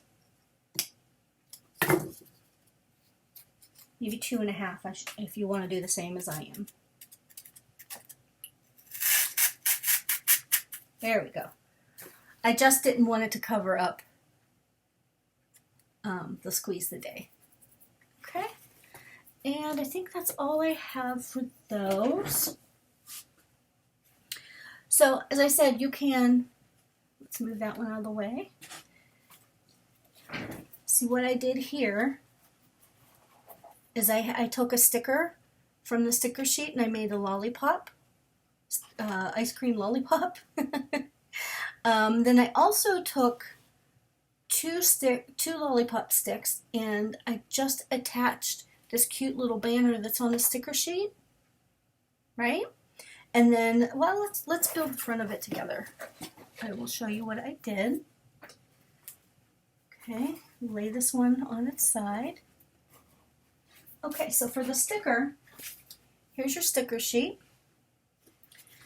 I took Summer Days. I'm going to stand up for this. Okay, so Summer Days. And I just centered that, you know, halfway. I'm just going to set that there for now. I'm going to actually take some glue and just put a little bead of glue down along the bottom.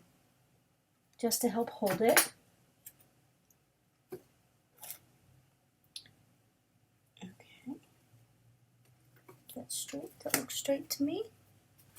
How's it look to you? Looks straight? Okay. And then we have this sticker, which is this one. But I am going to grab my, oh no, my anti-static tool, wherever you went. I'm just gonna put some of that on here. See here, just getting rid of the stick.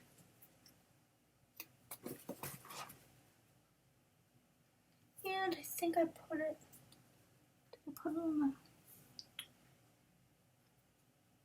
actually I think I'm gonna put this, going to attach a foam square right here. Don't worry, that'll be covered up.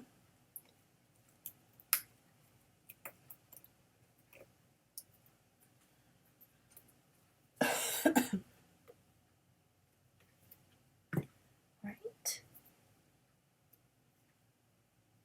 And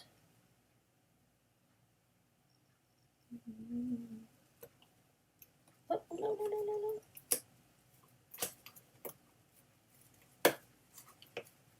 Okay. Very cute. And then we need this little dragonfly. I thought he was super cute.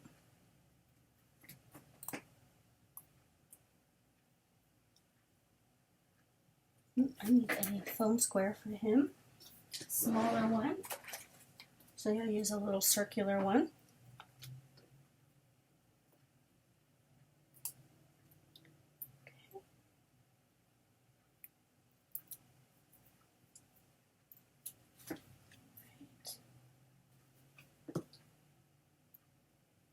I'm just going to kind of fit that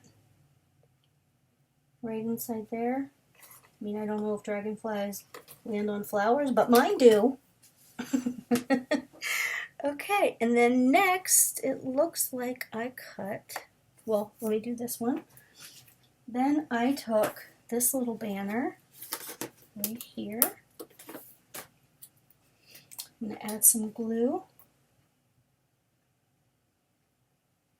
I'm going to leave the sticky part, sorry. Then kind of center this.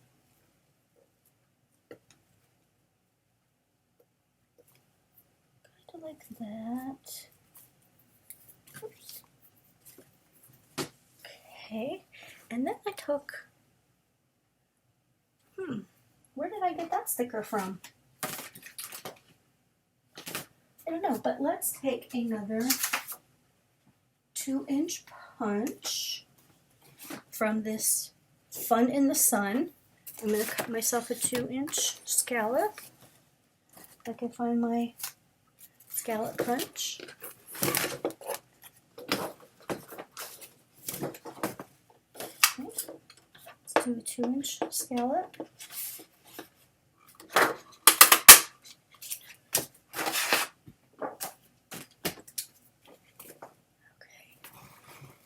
Sorry about that.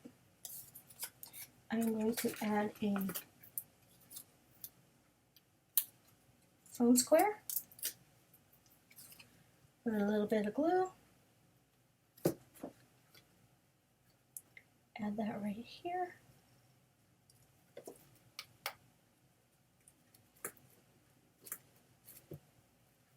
Okay, whoops. Doesn't rain sideways, Anne-Marie. Okay. And then we are going to add a little butterfly, which, where is he? Hello, there she is. Okay, I'm just going to put some glue on the back of that. Center that right there. And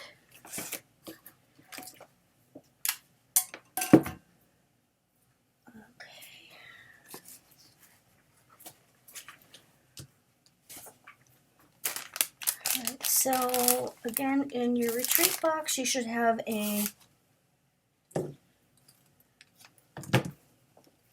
some ribbon. This, I mean, it looks black, but it's definitely like a really beautiful dark navy blue. All right, I'm going to embarrass myself here and try to do a bow.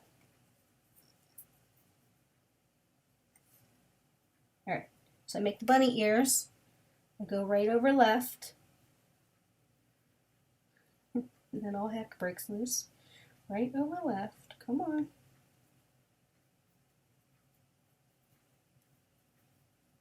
You guys are like, really? She's on the design team? Ugh. Okay. Really, really, really. I'm going to do it my own way. Try to do it the fancy way.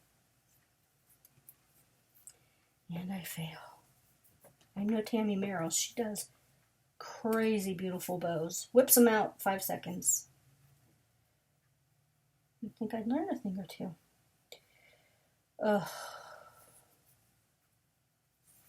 All right, guys. We can do this.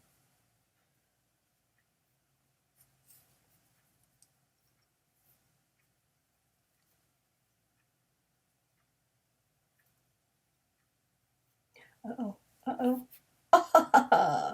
Go me! Ugh. I don't need to buy no bow maker. Okay.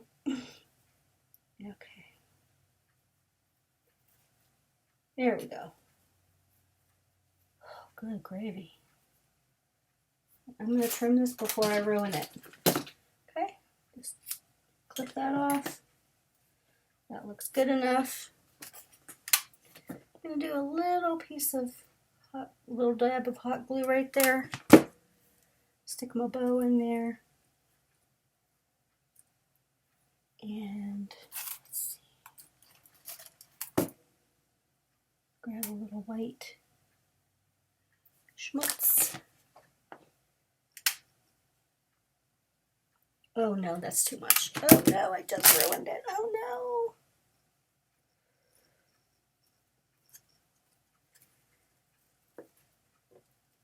Ugh. Guys, what did I do? Okay. That'll dry, right? That'll dry clear. Oh, for heaven's sake. I have to let that dry and then pull all that off. Okay. So that's kind of basically how I decorated the front of it. Yeah, that's all of it. So at this point, what you can do, again, if you want to add in that to fill in the center here, if you want to add in this super cute banner, like I did, all you would do was hot glue to the lollipop stick, one lollipop stick on each side. And then I used, where is it? Do you see the ice cream? Why am I not seeing it? Oh, there it is. The ice cream, again, I just hot glued it onto the popsicle stick. You could put the snail, you could fill that all in. And then what I did was just take some crinkle paper. You know how you can buy tissue paper at a store, or you can buy, that crinkle filler stuff. I had some green and I just dropped it in there, and that covered up all of the floral foam. Okay, so at this point, what I also did is you can take if you have a leftover piece of your lightweight chipboard and put a backer on here. So this would be 7 inches tall by 9 inches wide. Or you could just use a piece of pattern paper. Basically what that'll do is just cover up all the back, all the workings on this side. If that makes sense. Let me show you what I did. So you can see, it's kind of hard to see it here, but back inside there, see how I have some of that cherry paper back there? And basically all I did was attach it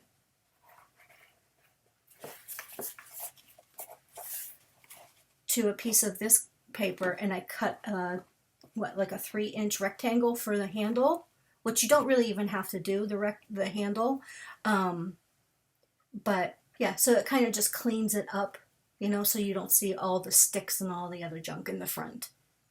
And then your little mini album just lives right inside there. Fun, right? Okay, so now we're going to get started on the mini album that stays in the back of your vintage box.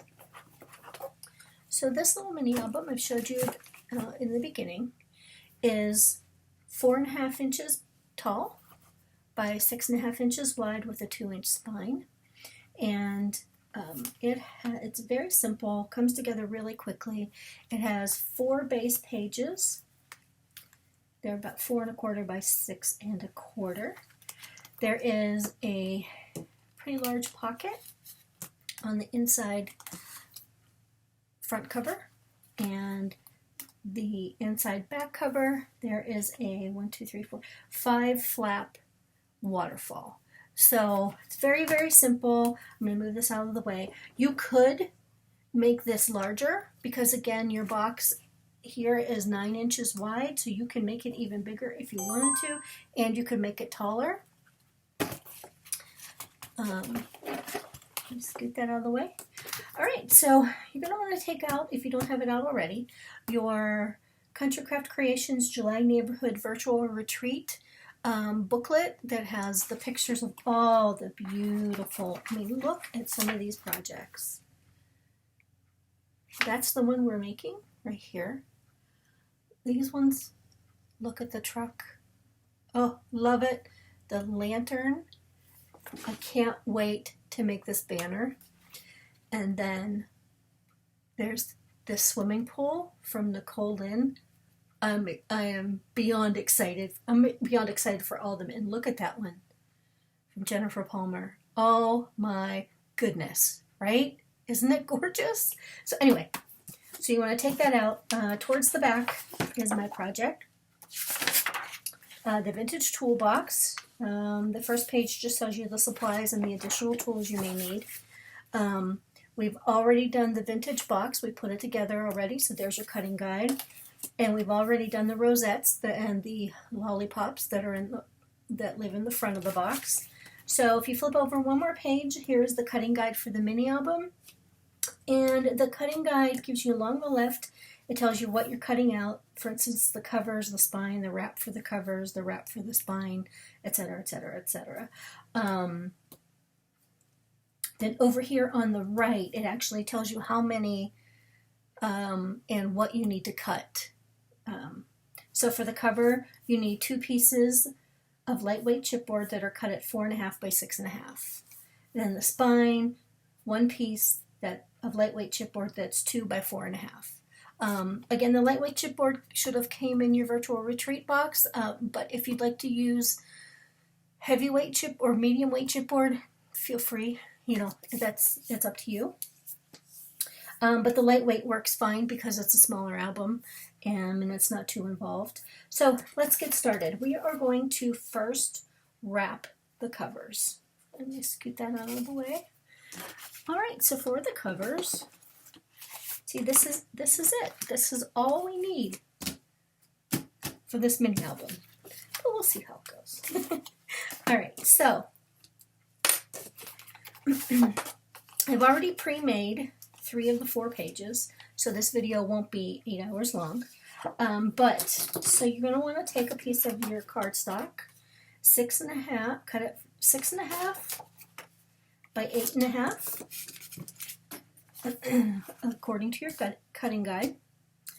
Oh, actually, let me back up one step. Let me tell you the sizes of the chipboard that we need. I'm sorry about that. So we need 2 pieces of the lightweight chipboard that are 4.5 by 6.5, and then we also need a spine, 2 inches by 4.5 inches, the lightweight chipboard. Okay. Then we are going to take the wrap for the covers. You're going to want 2 pieces of whatever color cardstock you decide to use. I'm just using white, basic white cardstock. I mean, there's so many colors in this paper collection. You could use, oh my gosh, you could use like a light blue, you can use a gray, you can use, the artisan cardstock in the light gray. Oh, that I did my baby boy book on, that would be gorgeous. You can use red, you can use black, you could use craft. Yeah, whatever color you want, whatever tickles your fancy. All right, so we need 2 pieces that are 6.5 by 8.5. Okay, and then we are going to take one of our chipboard covers. As you can see, I had to kind of piece together. I'm running out of the sheets of score tape, so it was kind of like piecing it together. You should have seen the last one. Anyway, you want to cover it with your score tape. You can use, the smaller size is the 3/8 inch. It just uses up a little more. You can use art glitter glue. I would suggest either art glitter glue or the score tape. I wouldn't use something like an ATG gun because I have had problems with it lifting in the past. So go ahead and add whatever adhesive you like, whatever floats your boat. Okay, and actually, let me grab, before I do this, let me grab up my scoreboard.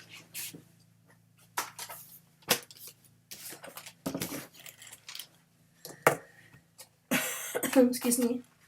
All right, I'm going to put this in here for no reason other than to help me keep it straight. Okay, so if you have these, I'm not sure as of today's date if Tammy has these in stock, but I know she does carry them because this is where I got them. These are the spacers, I think is what she calls them. These are acrylic, and she designed these along with somebody else. I forget their name, but you would get 2 1-inch by 12-inch and 1 1.5-inch by 12-inch spacers. Now it does not come with this cute little, because what a coincidence, it just happened to have my name on it. But no, somebody actually gifted me with these cute little vinyl decorations. But anyway, so if you happen to have these, that's fantastic. You don't need these. So what these are, as I said, these are 1-inch spacers. You're going to put one along the left-hand side of your page and one along the top of your page.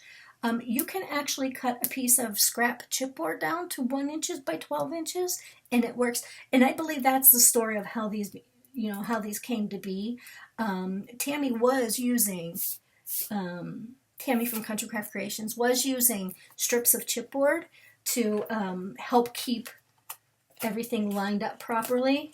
And you'll see what this does. And we're going to take the side. This is the side with my adhesive. I'm just going to line it up right inside there so that you get a perfect 1 inch all around, 1 inch border all around your cardstock. Isn't that, around your chipboard. Isn't that fantastic? And we'll just give that a good burnish. Okay, then what we're going to do is just use your table, and we're just going to go ahead and fold this over, burnish, do the same on the other side. So you're going to do this on all 4 sides. And you can see I'm using a piece of lightweight chipboard, and I'm not having any issues with it bending or being too flimsy. Because after you start putting pattern paper on it and everything else, it's just going to toughen up. All right, so basically what we did is you could use your scoreboard also. You can score 1 inch on all 4 sides if that's what you like to do, but I honestly don't think that's necessary. So then we're going to take our scissors and just cut right along, in effect, what that ends up being your score line, just to the Not down in the middle, but just kind of cut your score line away. I'm going to do that on 4 sides. You've all seen me do this before. You've seen Tamara do it, and Kim, and Bonnie, and most of the design team does their covers this way now. It's just so easy. And then we're just going along and we're just mitering the corner. Okay, we'll set that down in a second and show you. So basically that's all we did. We got rid of, I don't know which is which, but you get the idea. Okay? Oh, and also I have to show, so I don't know if you've all seen these adorable little bags. Janice Donahue, she's one of the scrapbookers of Country Craft Creations. If you've been to a retreat, you've met sweet Janice Donahue. She actually made these for us at the last retreat in April. So basically it's just made out of fabric and it just sits on your desk and collects all your scraps. So they don't fly everywhere, even though mine still fly everywhere. But I mean, it's beautiful and it's pretty to look at. And then when it fills up, I just toss it in the garbage can. All right, so back to this. So now that you've done that and you've mitered your corners, we're just going to go ahead, and I like to use wet glue for this. Whoops. You could use score tape if you want, but I am just going to, let me grab a baby wipe. Okay,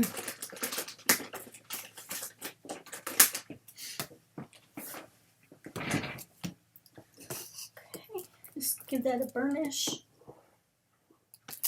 Okay, come to the other side.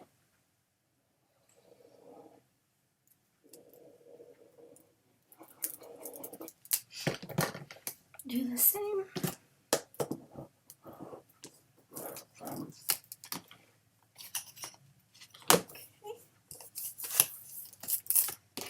Let's do the 2 long sides.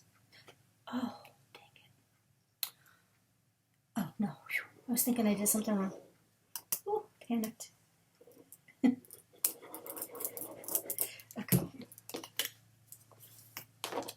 Go. Give that a good burnish. Spread that glue around so you don't see the glue tracks.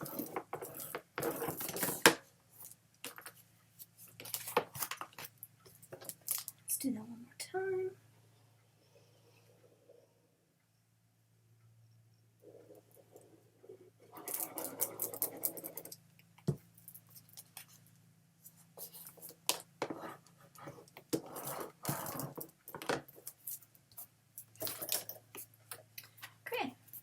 And then, so it's all nice and clean. Then what I like to do is just make sure it's all burnished really well, good contact with the chipboard. And then just kind of flatten it out. Because if you recall, we put glue up to the edge of the chipboard. And there are your 2 covers. Inside, outside. Beautiful with that artisan cardstock. All right, so now let's go ahead and wrap our spine. So we have our piece of lightweight chipboard for the spine that's 2 inches by 4.5 inches, and go ahead and put your score tape on, or your art glitter glue, whatever you choose. For the purposes of the video, I'm using score tape. And I'm going to take my 2 1-inch, and I do this a little different than some of the designers do. I just choose to do 1-inch border all the way around. Excuse me, and if you don't have the spacers that I mentioned earlier, you can cut down 1-inch pieces of chipboard, or you can even score this at 1 inch on all 4 sides. I'm going to go ahead, put that in, line it up. Now I have a 1-inch beautiful border all the way around. Give that a good burnish, make sure I get a good stick. Okay, and then I'm just going to go ahead and fold on 4 sides. I don't know why, but I always do the short sides first. Just become a habit. So essentially, we're scoring it at 1 inch all the way around. Okay, now we're going to go ahead and cut away that score mark, or along that score mark, sorry.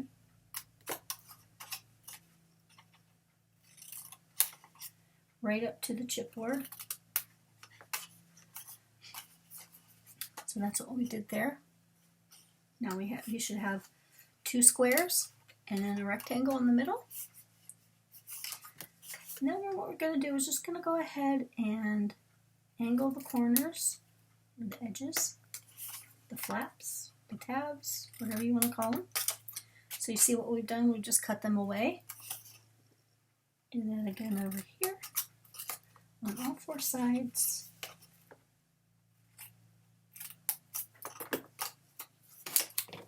Okay.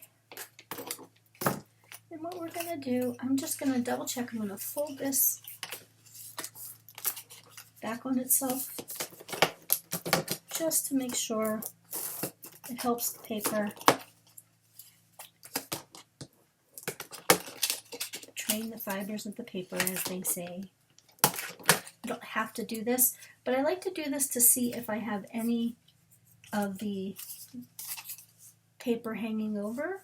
I have a tiny little bit right here. Just that tiny little sliver was hanging over, and that could cause, you know, a little bit of a headache, so I like to snip it and get rid of it. Alright, so I'm going to go ahead and take some art glitter glue, put some, I'm going to try. It always clogs up at the wrong second. Put some glitter glue along the edge of the chipboard and on the short flap. Oops. My fingers don't want to work today. They're like, no way, you did enough work all day today.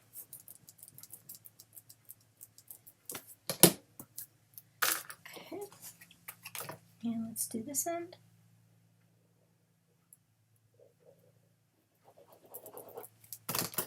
You don't want to put too much, but you want to make sure you put enough that will hold the paper. If you use our glitter glue, you know it doesn't take a whole lot. Okay, now this is the fun part.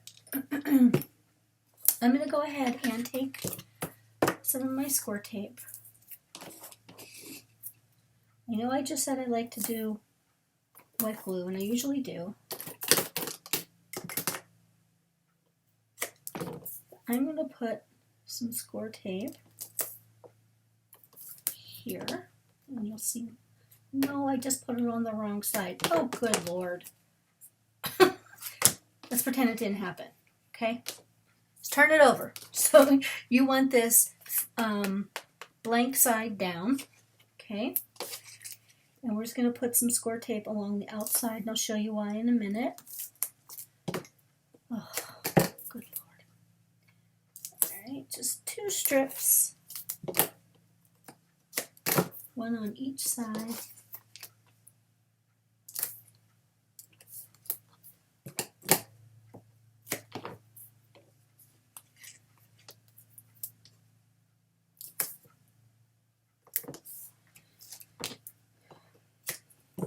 Then I'm also going to, so we're going to take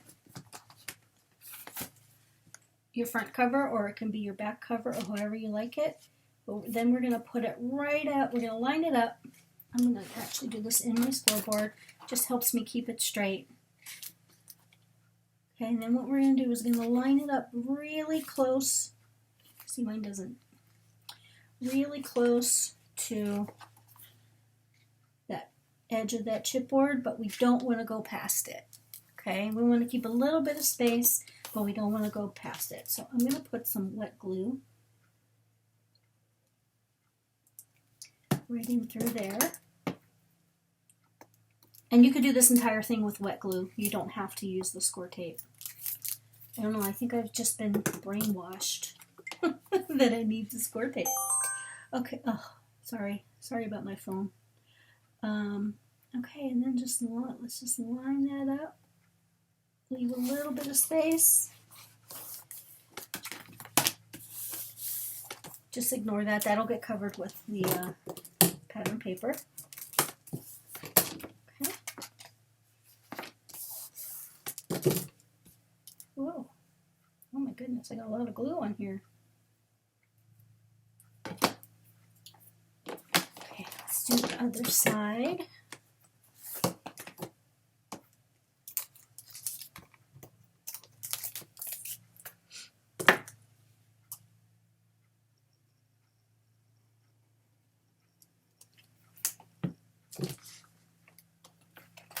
Oops.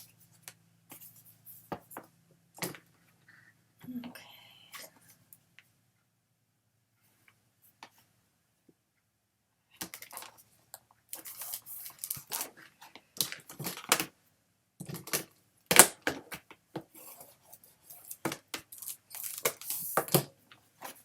Alright, so there you go.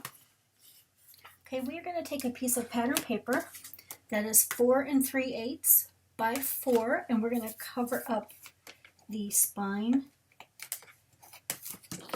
and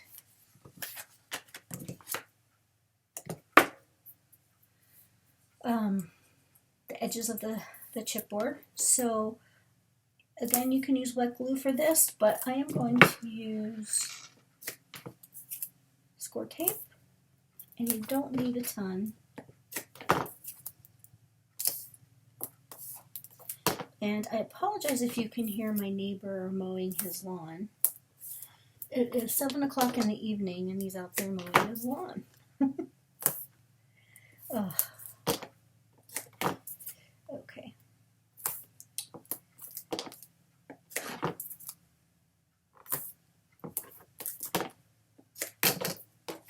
Alright, so let's just give that a good covering of score tape. One more.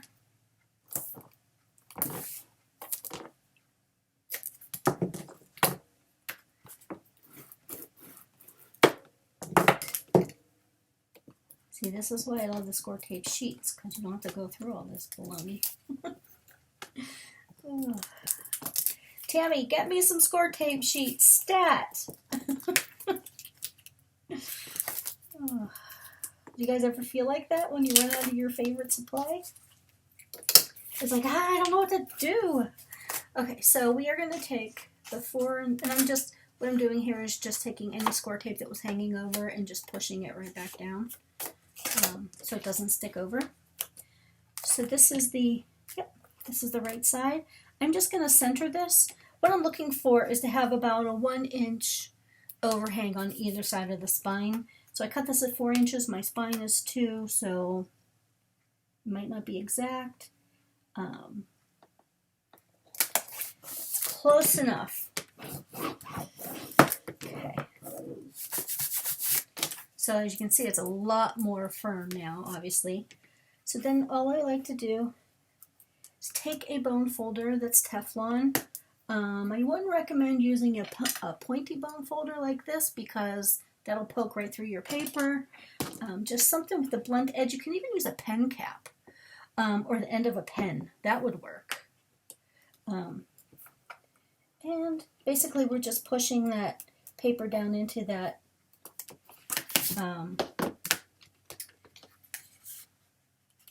fold.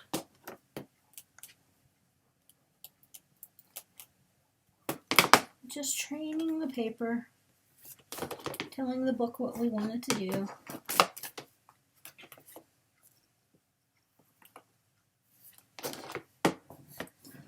And because it's artisan cardstock, everybody knows, look, beautiful. Isn't it just beautiful?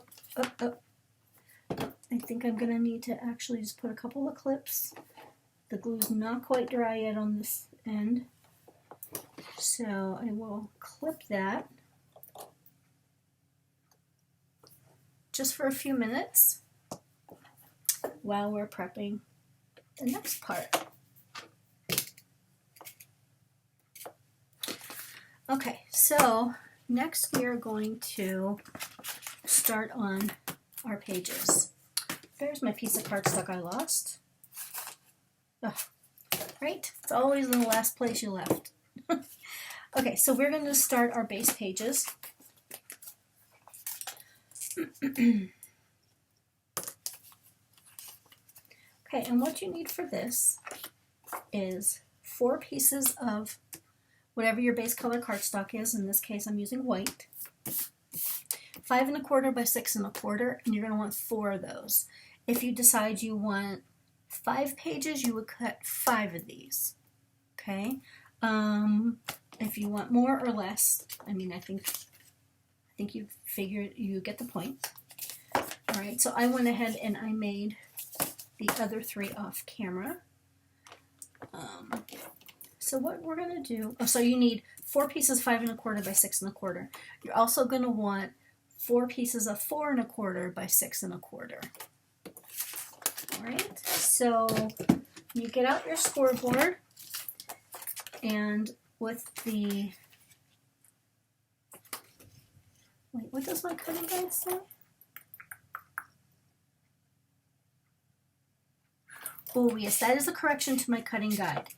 We're going to score a 1/2 inch on each of the long sides, sorry, so it's 1/2 inch here and a 1/2 inch here. I just don't like the way it's phrased there. Okay, where's my scoring tool?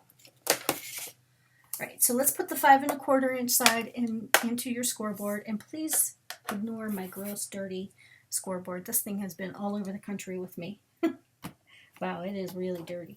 Anyway, score a 1/2 inch, rotate it to the other side, score a 1/2 inch. Okay? And you're going to do that 3 more times. Alright, then we are going to either use score tape or your wet glue. Put it on that tab you just created by scoring it at a 1/2 inch.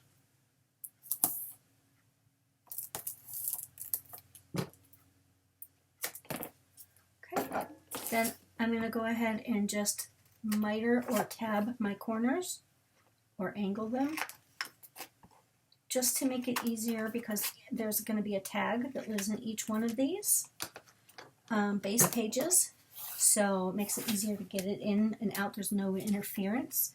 So now I'm just going to go ahead and fold along that score line and burnish.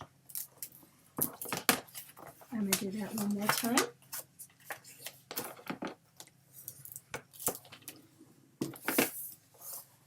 Make sure it's all nice and neat. And then what you're going to want to do is take one of your 4 1/4 by 6 1/4 pieces of cardstock, remove the backing of your score tape, or go ahead and add your wet glue. And then I just like to line up the left-hand corner and the right side. You notice I only took the backing on the score tape off of one side, because sometimes I don't line it up right and it's not a complete disaster. Alright, so let's remove this one. And then just close it up. Give it a good burnish. And then I always like to look at it to see, to see if I have any overhang. I don't know if you can tell, but I have the slight little bit of overhang here. So that's the job for the big scissors. I mean, look how big these scissors are. So I like to just put them in there. The longer the blade of the scissors, the straighter I'm able to cut it. So I don't have to make, 15 cuts just to go 6 inches. But yeah. You could put that in your paper trimmer and cut it that way too, but yeah. See? So essentially what we did was we made a sleeve. Okay, so you're going to make 4 sleeves. So we have 4 total. 1, 2, 3, 4.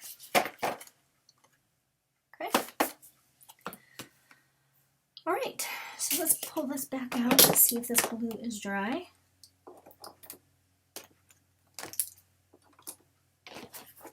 Yep, actually it looks good. Okay, there's your spine shot. Everything looks to be connected really well. Pretty, pretty. All right, so now we need something to add these base pages to. We need some sort of a binding. And I am the first to admit I am the world's worst hidden hinge binding maker person. I'm just the worst at it. That's why I use a completely different hinge. But so anyway, I'm gonna soldier on, and I did it before, and I'm gonna try it again. All right. So when a piece of your cardstock in whatever color you're using, cut it to 4 1/4 by 5 1/2. Okay, and then put it in your it's in your scoreboard, and score at 1/2 inch. So every 1/2 inch until you get to the end. So we're going to go 1/2, 1, 1 1/2, 2. You get the idea. 2 1/2, 3, 3 1/2, 4, 4 1/2, 5. Okay. Then, so this is the only way I can do it. So every third, 1, 2, 3. Every third score is a gusset, right? So I take, and I realize now the G is going to show, but I will erase that. I take and I either put an X or a G for gusset, or just, a little check mark or a little tick mark or something to remind me which one of these is the actual 1/2 inch gusset.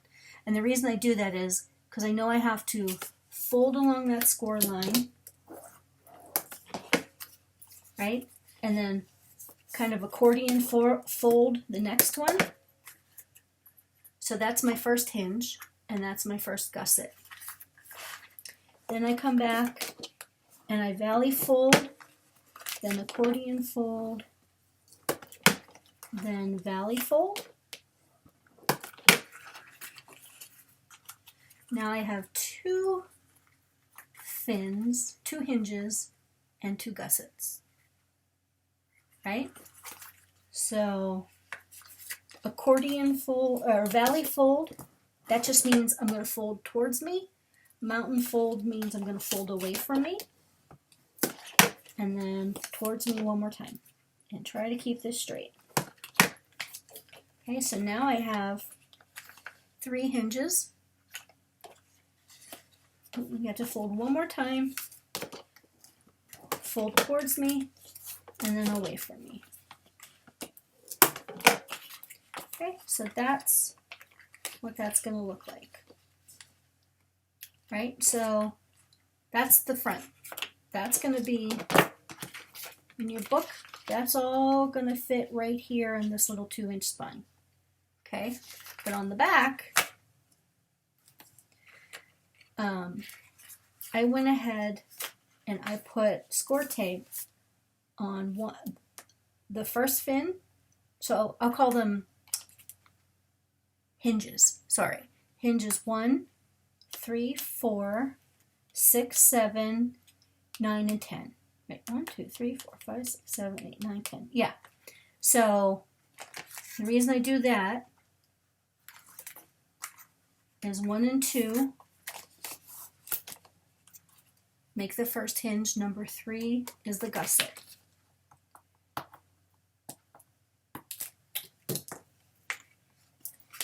Four and 5 make the second hinge. 6 is the gusset. Did I get it right? 7, 8, hinge. 9 is a gusset. And the last 2 are a hinge. I did it! Normally it doesn't work. Woohoo! Okay, so I'm just going to go ahead and burnish, fold and burnish on all of these.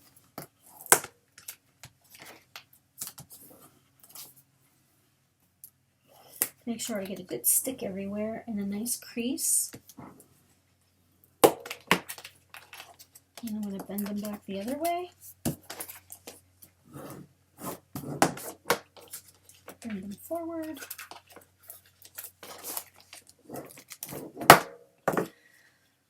All right. So then what I like to do is just go ahead and miter cut, tab the corners here, or miter cut the corners of the hinges. Just makes it easier to slide the pages on. So you see what I'm doing? I'm just doing a very small little angle cut. Very slight, doesn't have to be too deep. Okay. And then, so I always do a dry run first just to make sure that everything's going to line up, everything fits within that little, within my spine. Can't have the G's upside down. I better erase the G's now before I forget.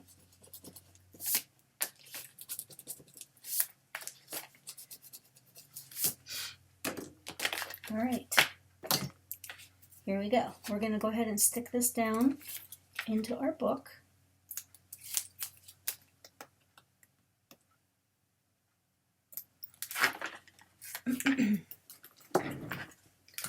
Alright, I always like to stand up for this so that I can see whether it's going to be straight or not.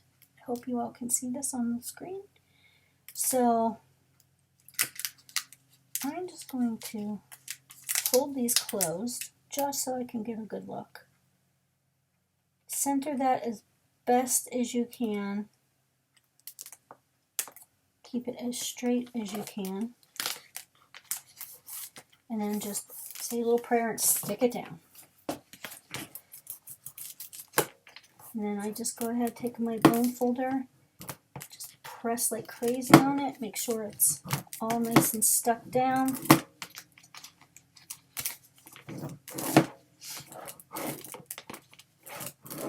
Okay, and I have about a 1/4 inch clearance over there, maybe a little more than a 1/4 maybe, and the same over here. You can see, maybe you can't. There you go. You can see it there. A little less on the right hand side, but thankfully it looks like it's straight to me. Okay.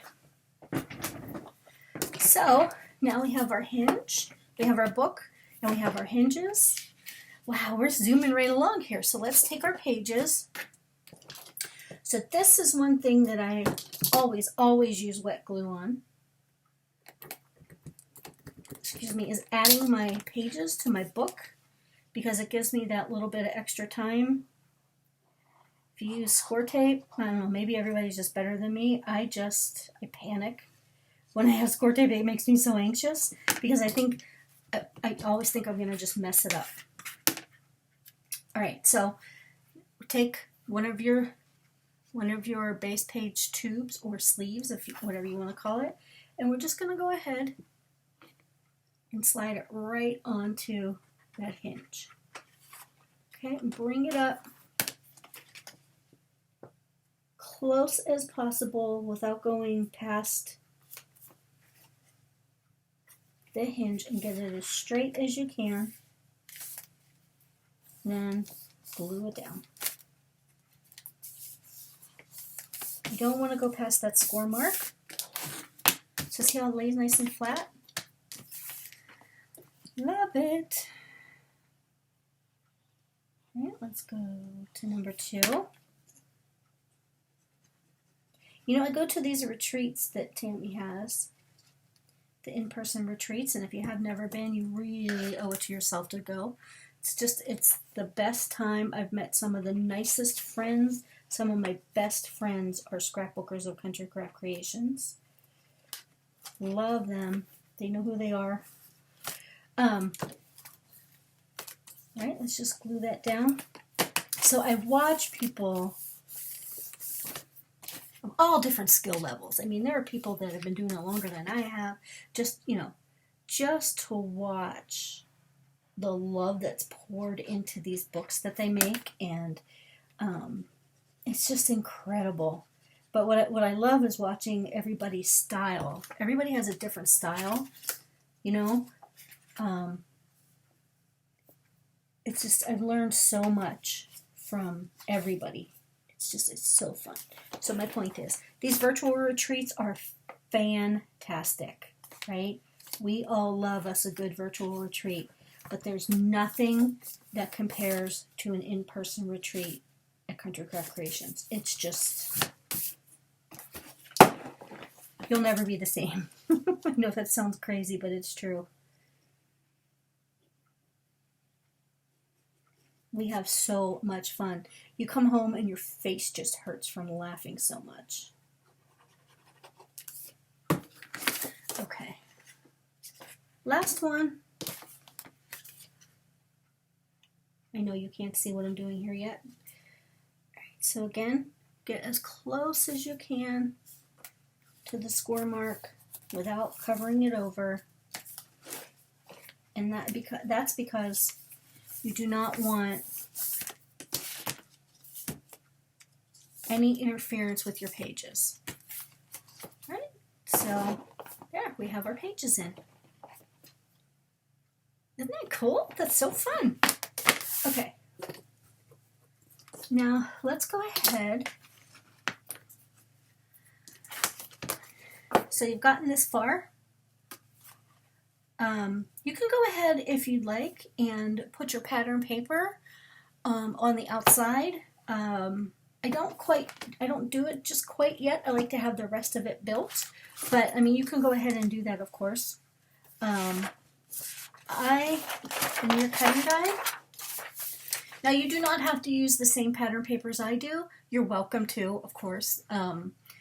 You know, you can do, maybe you're not using this same collection. I mean, it is in your retreat box, but you could do, it's your project. You do whatever you want.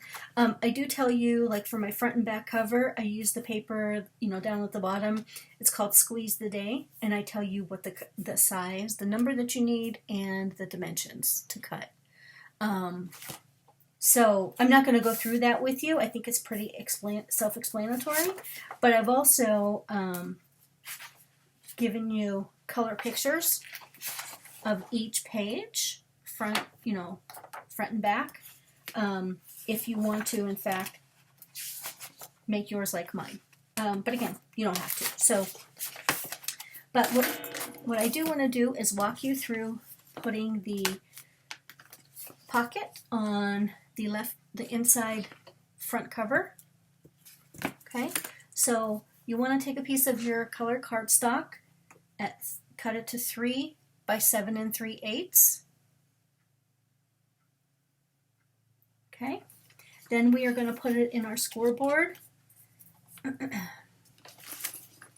and score it at 1/2 inch on 3 sides. Okay, so we're going to score it 1/2, turn it and score it 1/2 on the long side, 1/2 on the left hand short side, turn it, and 1/2 on the other short side.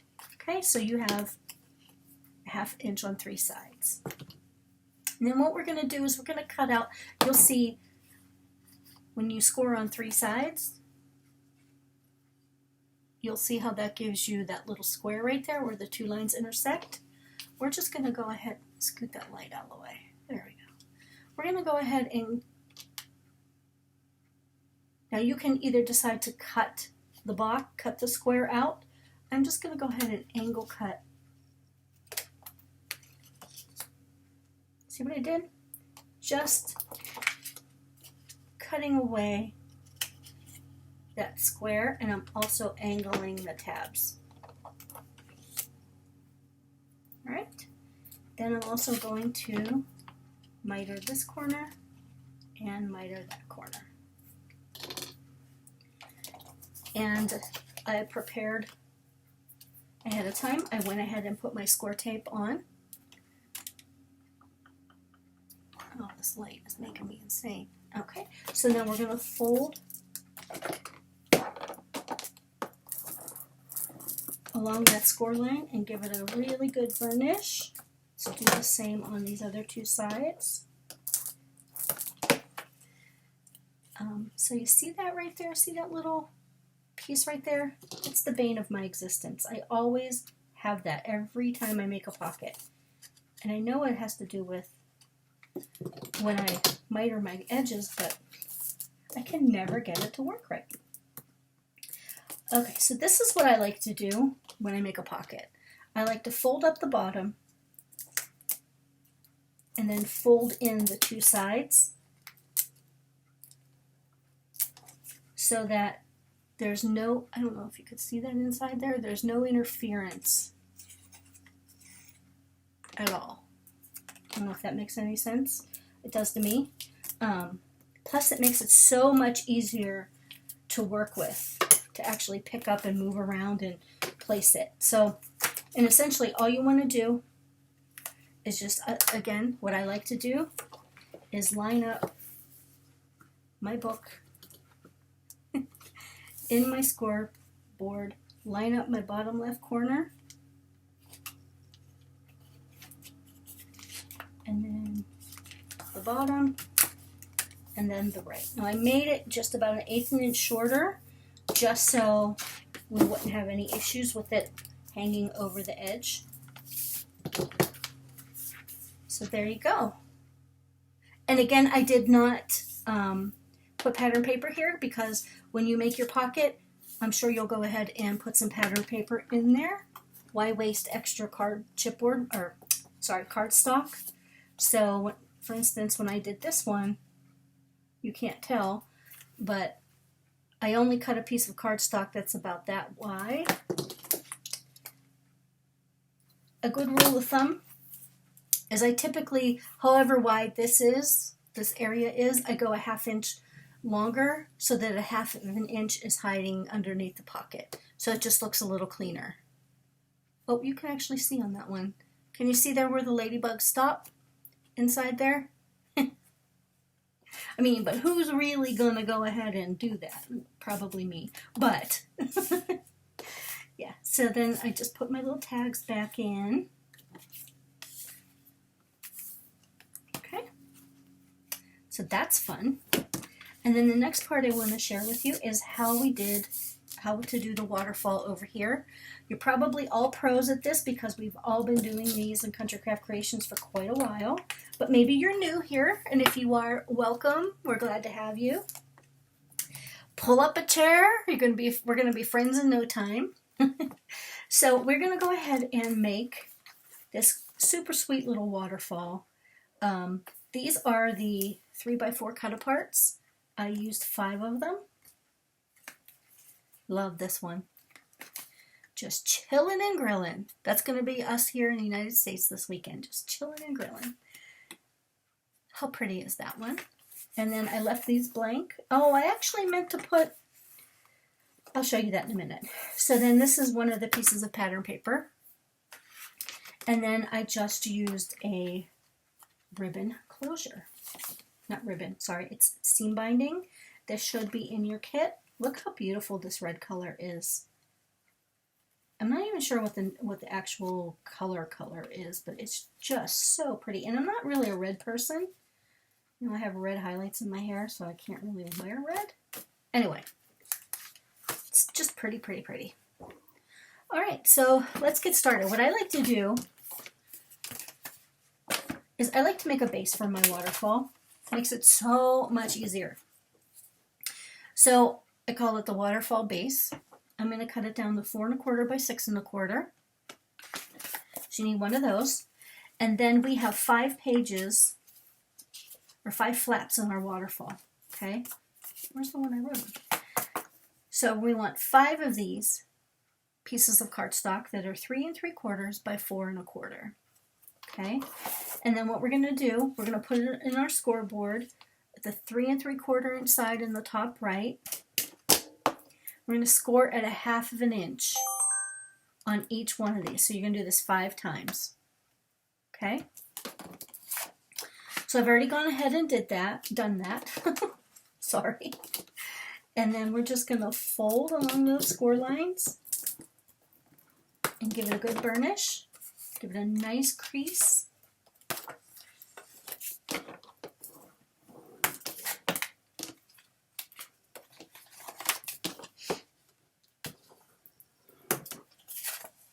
So if you're working along with me, I hope I'm not going too quickly. If I am, just please let me know in the comments if I work too fast. I always worry. I don't like to do that because I don't like to watch people that speed through tutorials either, and I watch a lot of tutorials, as I'm sure everybody does. So please let me know and I will slow down. I will slow my roll, as they say. Okay, so what I also like to do is kind of do a little bit of a dry run. So this is my 3 3/4 by 4 1/4. We scored at a 1/2 inch. You do not have to miter or angle these corners because there isn't any, you know, it's not going to cause any type of obstruction. Okay, so if you don't. I like to use score tape when I do waterfalls. Just makes it easier, and I make no sense, right? But I'm a creature of habit. So I put my score tape on, and then I take my base and I turn it on the side because this is actually going to go back in the book like this, horizontally. But it's hard. I have a hard time working like that. So I like to put it in my scoreboard. It helps me keep it straight, on the top as well as the side. So I'm just going to go ahead and line that up. And I'm off just a smidge, but I'm not going to stress about that. Okay.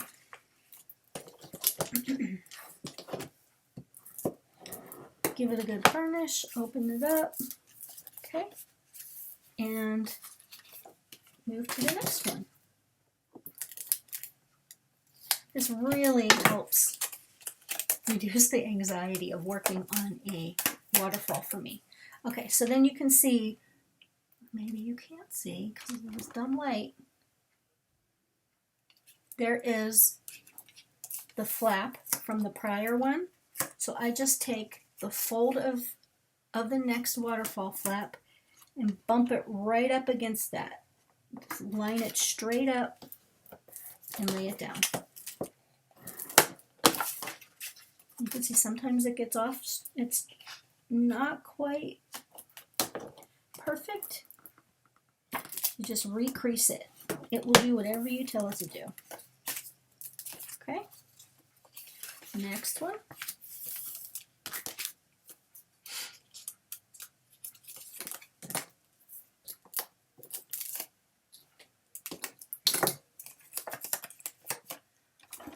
Let's see.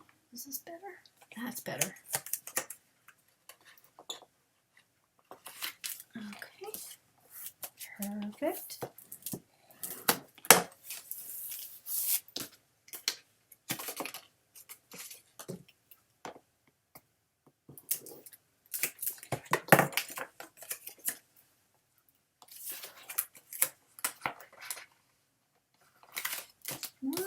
Oops, that one's a little bit crooked. Could be folded crooked.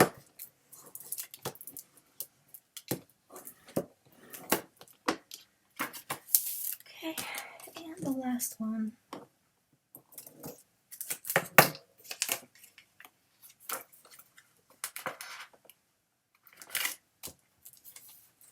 All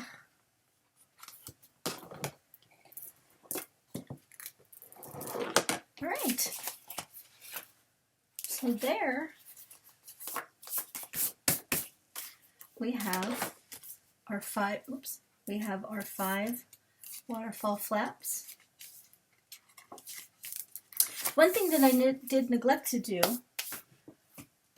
let me grab a piece of the scrap.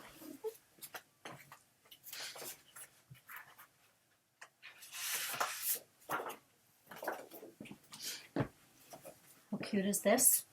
Love it. So in between each one of these little flaps, right, you have a 1/2 inch. So it's a 1/2 inch by, what is this? By 4 1/4. So what you can do, if you don't like that blank, oops, if you don't like that blank 1/2 inch there, you can take a piece of cardstock and, or pattern paper, sorry, and I'm going to see what 3/8 of an inch by 4 1/8.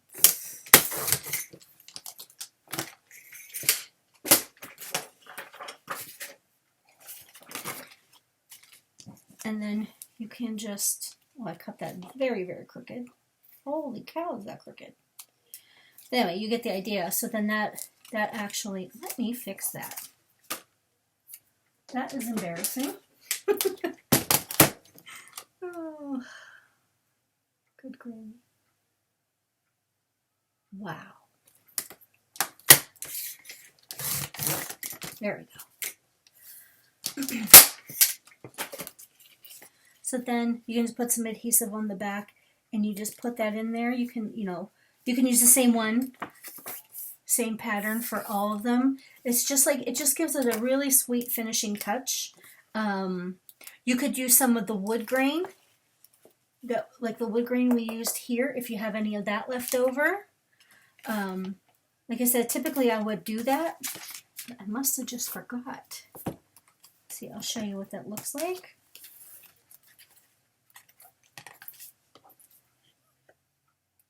So see, it fits right inside there, and it's just super cute. It just finishes it off.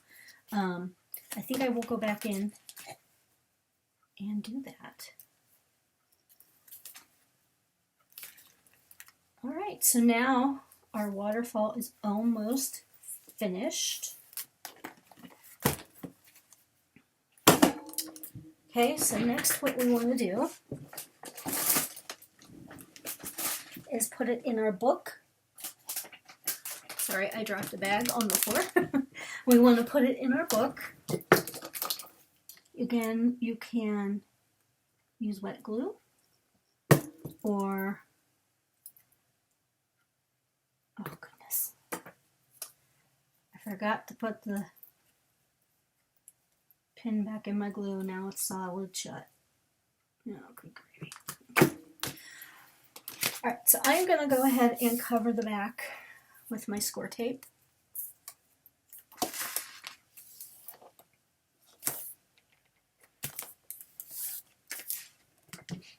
Back of the waterfall base, sorry, with my score tape.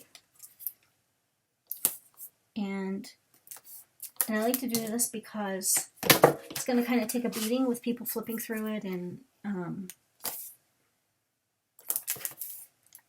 just think score tape holds it. Not that wet glue won't hold it. I just prefer to use score tape. I guess I just feel like it's a better stick.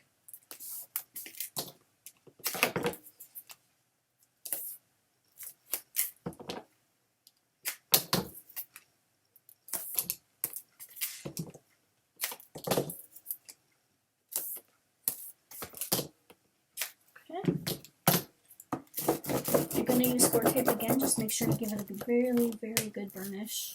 Alright, now let's take our book.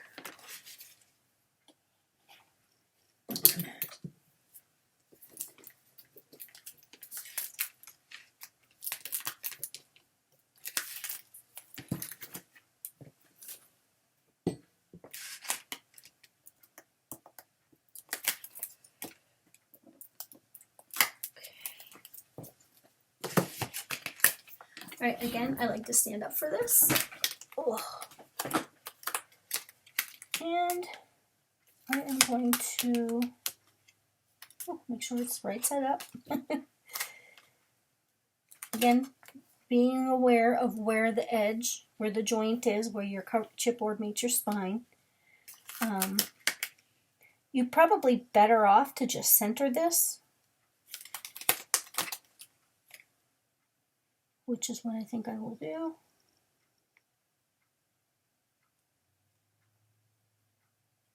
Okay. Not too bad. Then just take your bone folder and go into each one of those little gussets there. Make sure it made good contact with your chipboard cover.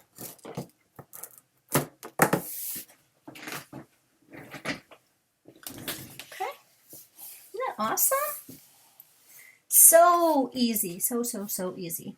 All right, so let's see, I used red last time. I think I'll use yellow. So I'm going to take out, oh, maybe 18 inches. That's probably way too much. I always overdo with the seam binding. And as you can see, I can never get it back into the bag the same way Tammy does when she sends it to me. So I'm just going to trim this in half, or cut this in half, which is just a little shy of 12. All right, so then what I like to do is just take some score tape,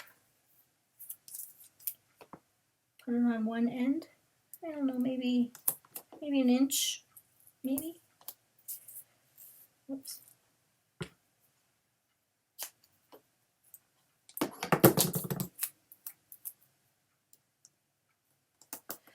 You do not have to use, as I'm sure you're aware, you do not have to use a seam binding closure. You can use regular ribbon, or you can use magnets if you have magnets.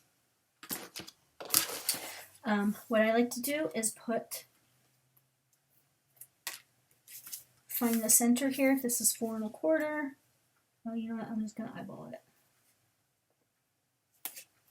That's probably way too much.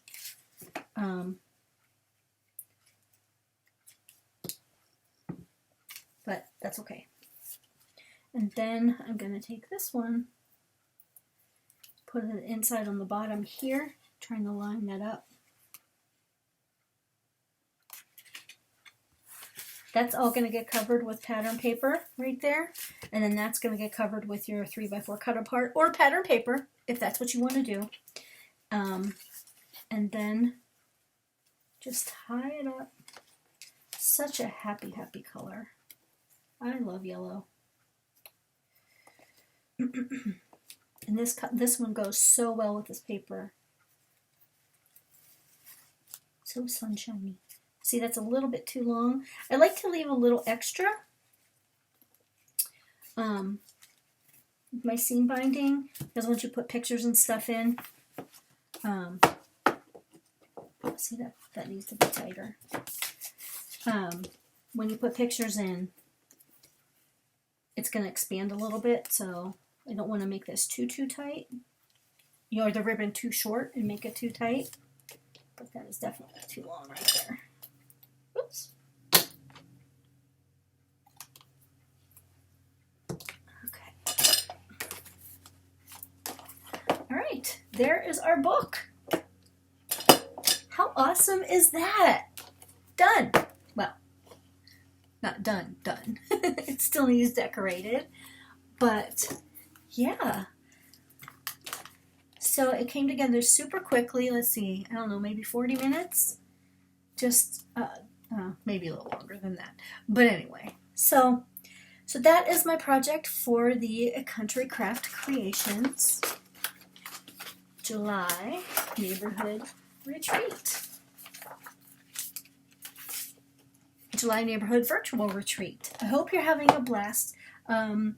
If you have any questions on how to put together this mini album, actually let me pull the project in that we made.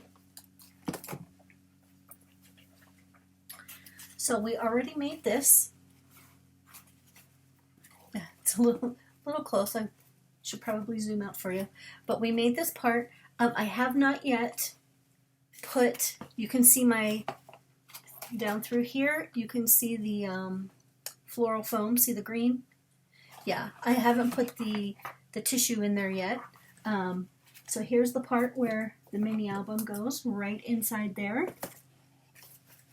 Oh, you know what? You know what we need to do? We need to actually cut out a couple tags and hang them from the side. I can't cheat you on that. Okay, so those tags you will find the Hello Summer and the pineapple. Oh, you know what? I cut off the name, the branding strip, so I don't know what the name of this paper this specific piece of paper is. But you see, this is the 4x6, I guess, cut apart. Oh, how cute is that? Happy Camper. That I was going to use on my cover, but yeah, I changed my mind. So let's go ahead and cut out these 2 tags. This is super, super quick. Okay.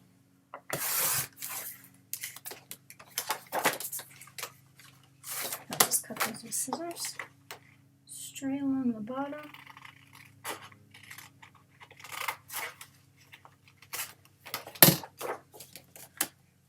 Okay.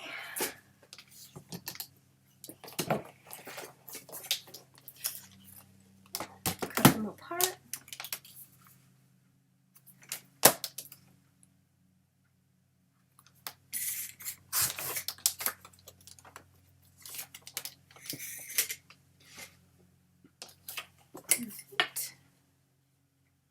Cut those.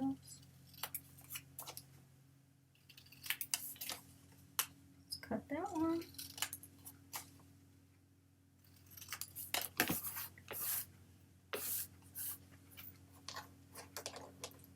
I mean, you don't have to hang tags. Maybe you have some charms that you might want to use. That would be super fun. I just don't have any summer themed charms. So I'm just going to, you see how that has that little hole right there? I'm going to do, this is my, what is this one called? This is a We Are Memory Keepers. This is a, oh, this is the Crocodile 2. Yeah, this is the one where you can reach like 6 inches into a page. Love this one. I'm just going to go ahead and cut this 3/16 of an inch. Punch a hole.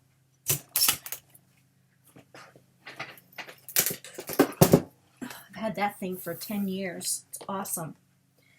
Okay, so what we can do, let's bring this back in. Hope this doesn't, oops, that's the wrong one. That's the original.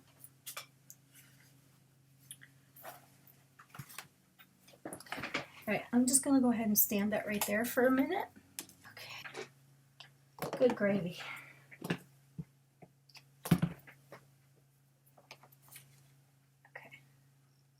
This is what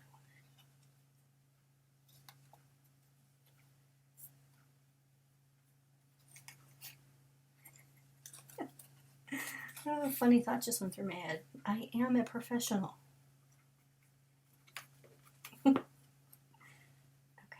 Just want that to dangle just a little bit. Just gonna tie that, and tie it in a knot, and then cut it off.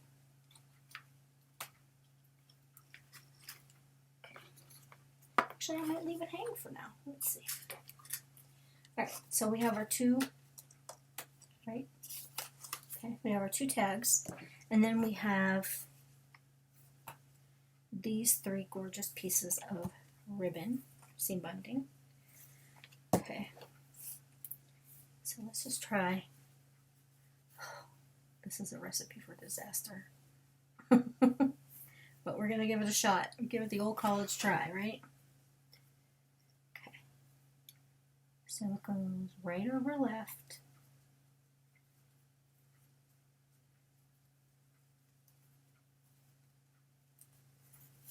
Okay. No. No way. No way I did that by myself. No way. Alright, let's just make sure these are even. Are you kidding me? You guys must be my lucky charm, because that never happens. I'm just going to separate them out. Make them look a little loopy.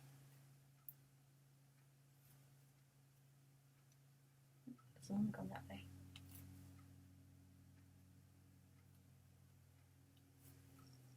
Huh. Well, look at there. No, that won't open. Come on. You played so nicely. All right, we'll figure that out.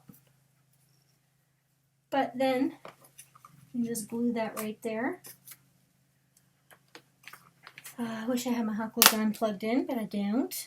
So I'll take some art glitter glue. Gonna hold that right there. Actually, I'm gonna take a clip.